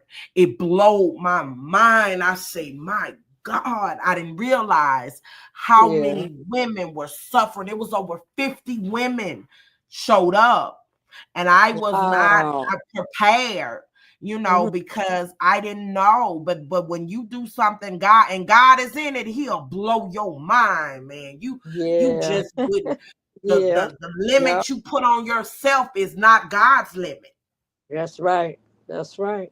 And so never limit yourself, because the blessing can be so magnified that it'll blow you away. Like, my God, I had no idea. Yeah, And yeah, so I know it'll be a blessing online for a lot of women that's just looking for a healthy space to yeah, just talk yeah, about what they've been through, learn better ways to cope with what they've been through, and learn what the Bible says about grief. And a lot of yeah. people don't know how to grieve. I know I was one of them. I lost my mom. I didn't know whether I was coming or going.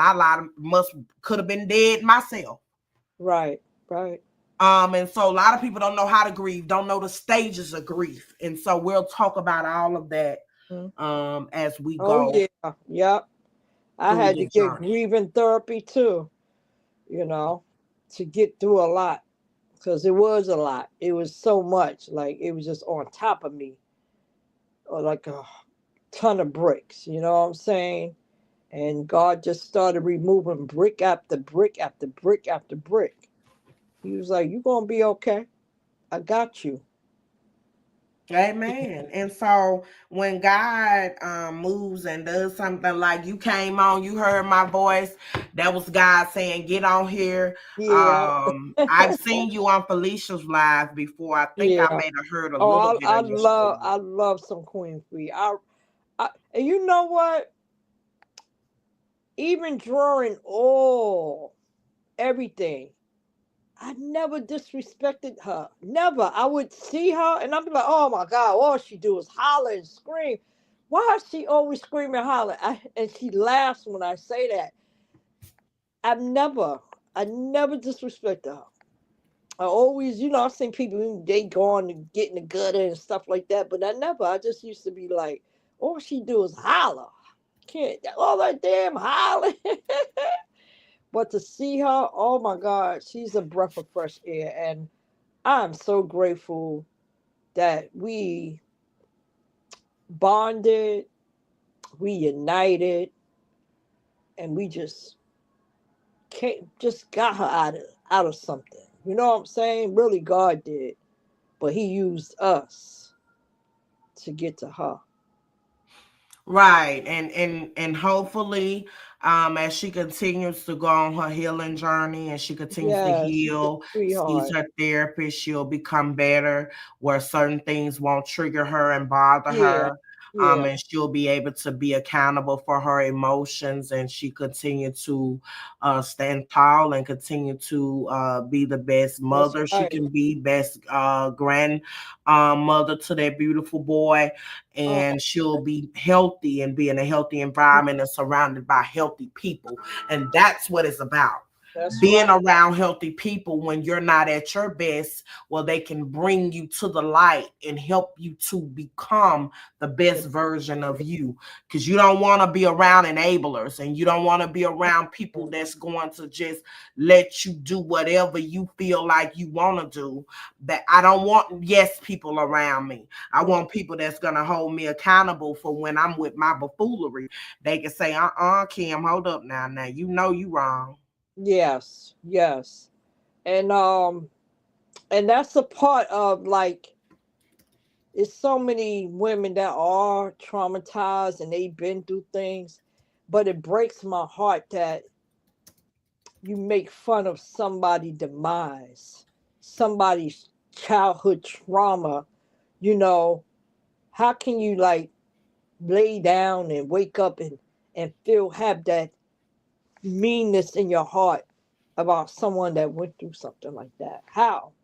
It just immediately touched my heart. And I was like, nah, nah, something is beyond that. Something's more beyond that. And I was right. You know what I'm saying?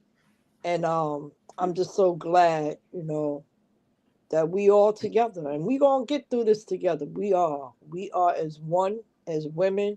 We gonna do the damn thing. We are. I Absolutely. see that. Absolutely.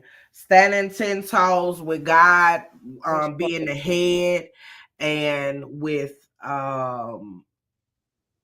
continuing praying, learning how to work through different emotions, um, Oh is yeah. all key on your journey. Um, and it's going to be great.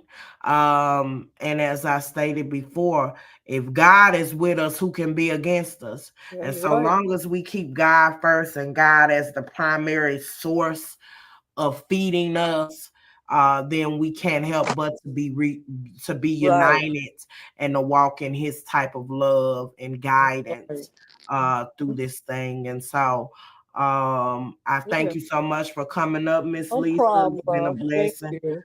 Anybody else have any questions for me or Miss Lisa? And y'all give her some hearts.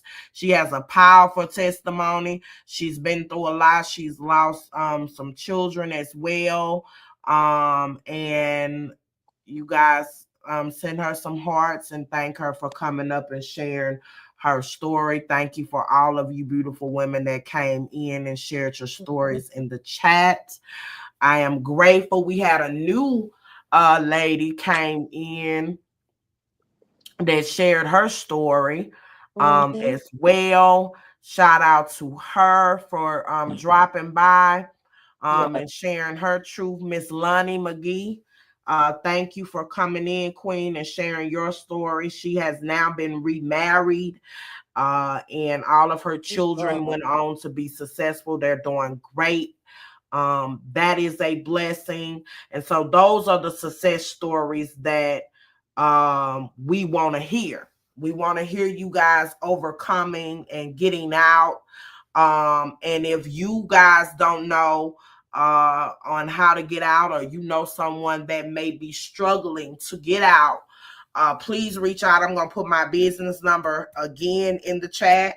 Now, if you text me or call me, please say, hey, Kim, this is such and such, because my phone will flag you as spam. And I ain't gonna respond if it's spam, but that is my business number.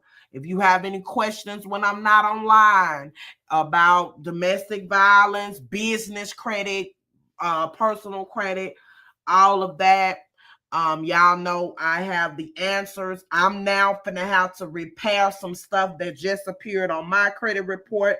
It pissed me off so bad it dropped my score 70 points. I was PO'd. Right. And so I now got to get to typing the letters and send it off. Right. But if it's business credit, you need the information on house, whatever it is, reach out to me any time of the day. If I don't see it, I'm asleep or something, I will get back to you, but let me know who you are. And we will get that. Y'all be on the lookout on my community wall. I will be posting about the Twinkle of Light. I think that it'll be a blessing to a lot of you guys. And don't forget, Bible study is Tuesday. Miss Kim, what's let me see, 318-780-75, because I can't see because of heart. 7586. 86. Okay. Okay. Okay. Thank you. Yes, that's my number. And so if it's any time you guys may be feeling down and y'all just need prayer, reach out. Okay. You know, you don't never have to feel like you're alone in this world. Because when we feel alone is when we allow the devil to keep creeping. And an idle mind is the devil's workshop. That's right. We never want our mind to become idle and take us away from the light and God's promises for our life. And don't beat yourself up if you digress or you fall or you stumble or backslide. We're human. Right. And God forgives us. And so don't beat yourself up. We're here to learn and do better, correct it, and whatever the case might be. So we're going to all do great things. Credit repair, business credit repair will be Monday. I will do that. I'm going to go over the steps of building business credit for those that was trying to know how to build business credit. I will do that coming up this week. Y'all just check the lineup. I will have different lives spaced out. But definitely Bible study will be back on Tuesday. Okay. So you guys have a blessed night. I hope that this live blessed you and helped you and elevated you. And I also gave you some hope that better days are coming. I agree. Thank you, Miss Kim. You're very welcome. Thank you, chat, for your beautiful prayers and your kind words and your beautiful flowers. I really appreciate it. And I'll be back because I feel at home now, and this felt so good. You know, I appreciate that. I'm so glad. Make sure for all y'all new ones, y'all like and subscribe to the channel. We have more things coming, more things that will be added. You guys have a very blessed night. Y'all have a great weekend as well. And don't let nobody steal your peace, steal your joy. And remember, you can get through anything if you keep God first. Yeah. And y'all be blessed. I'll see you guys soon if it's God's will. Good night. Good night, love.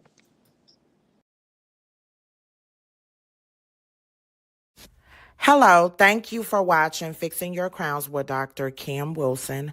We appreciate all of your love and support. And I am sending you love and light always. And remember, on your healing journey, it's not how fast you get there. It's when you get there that you will be okay.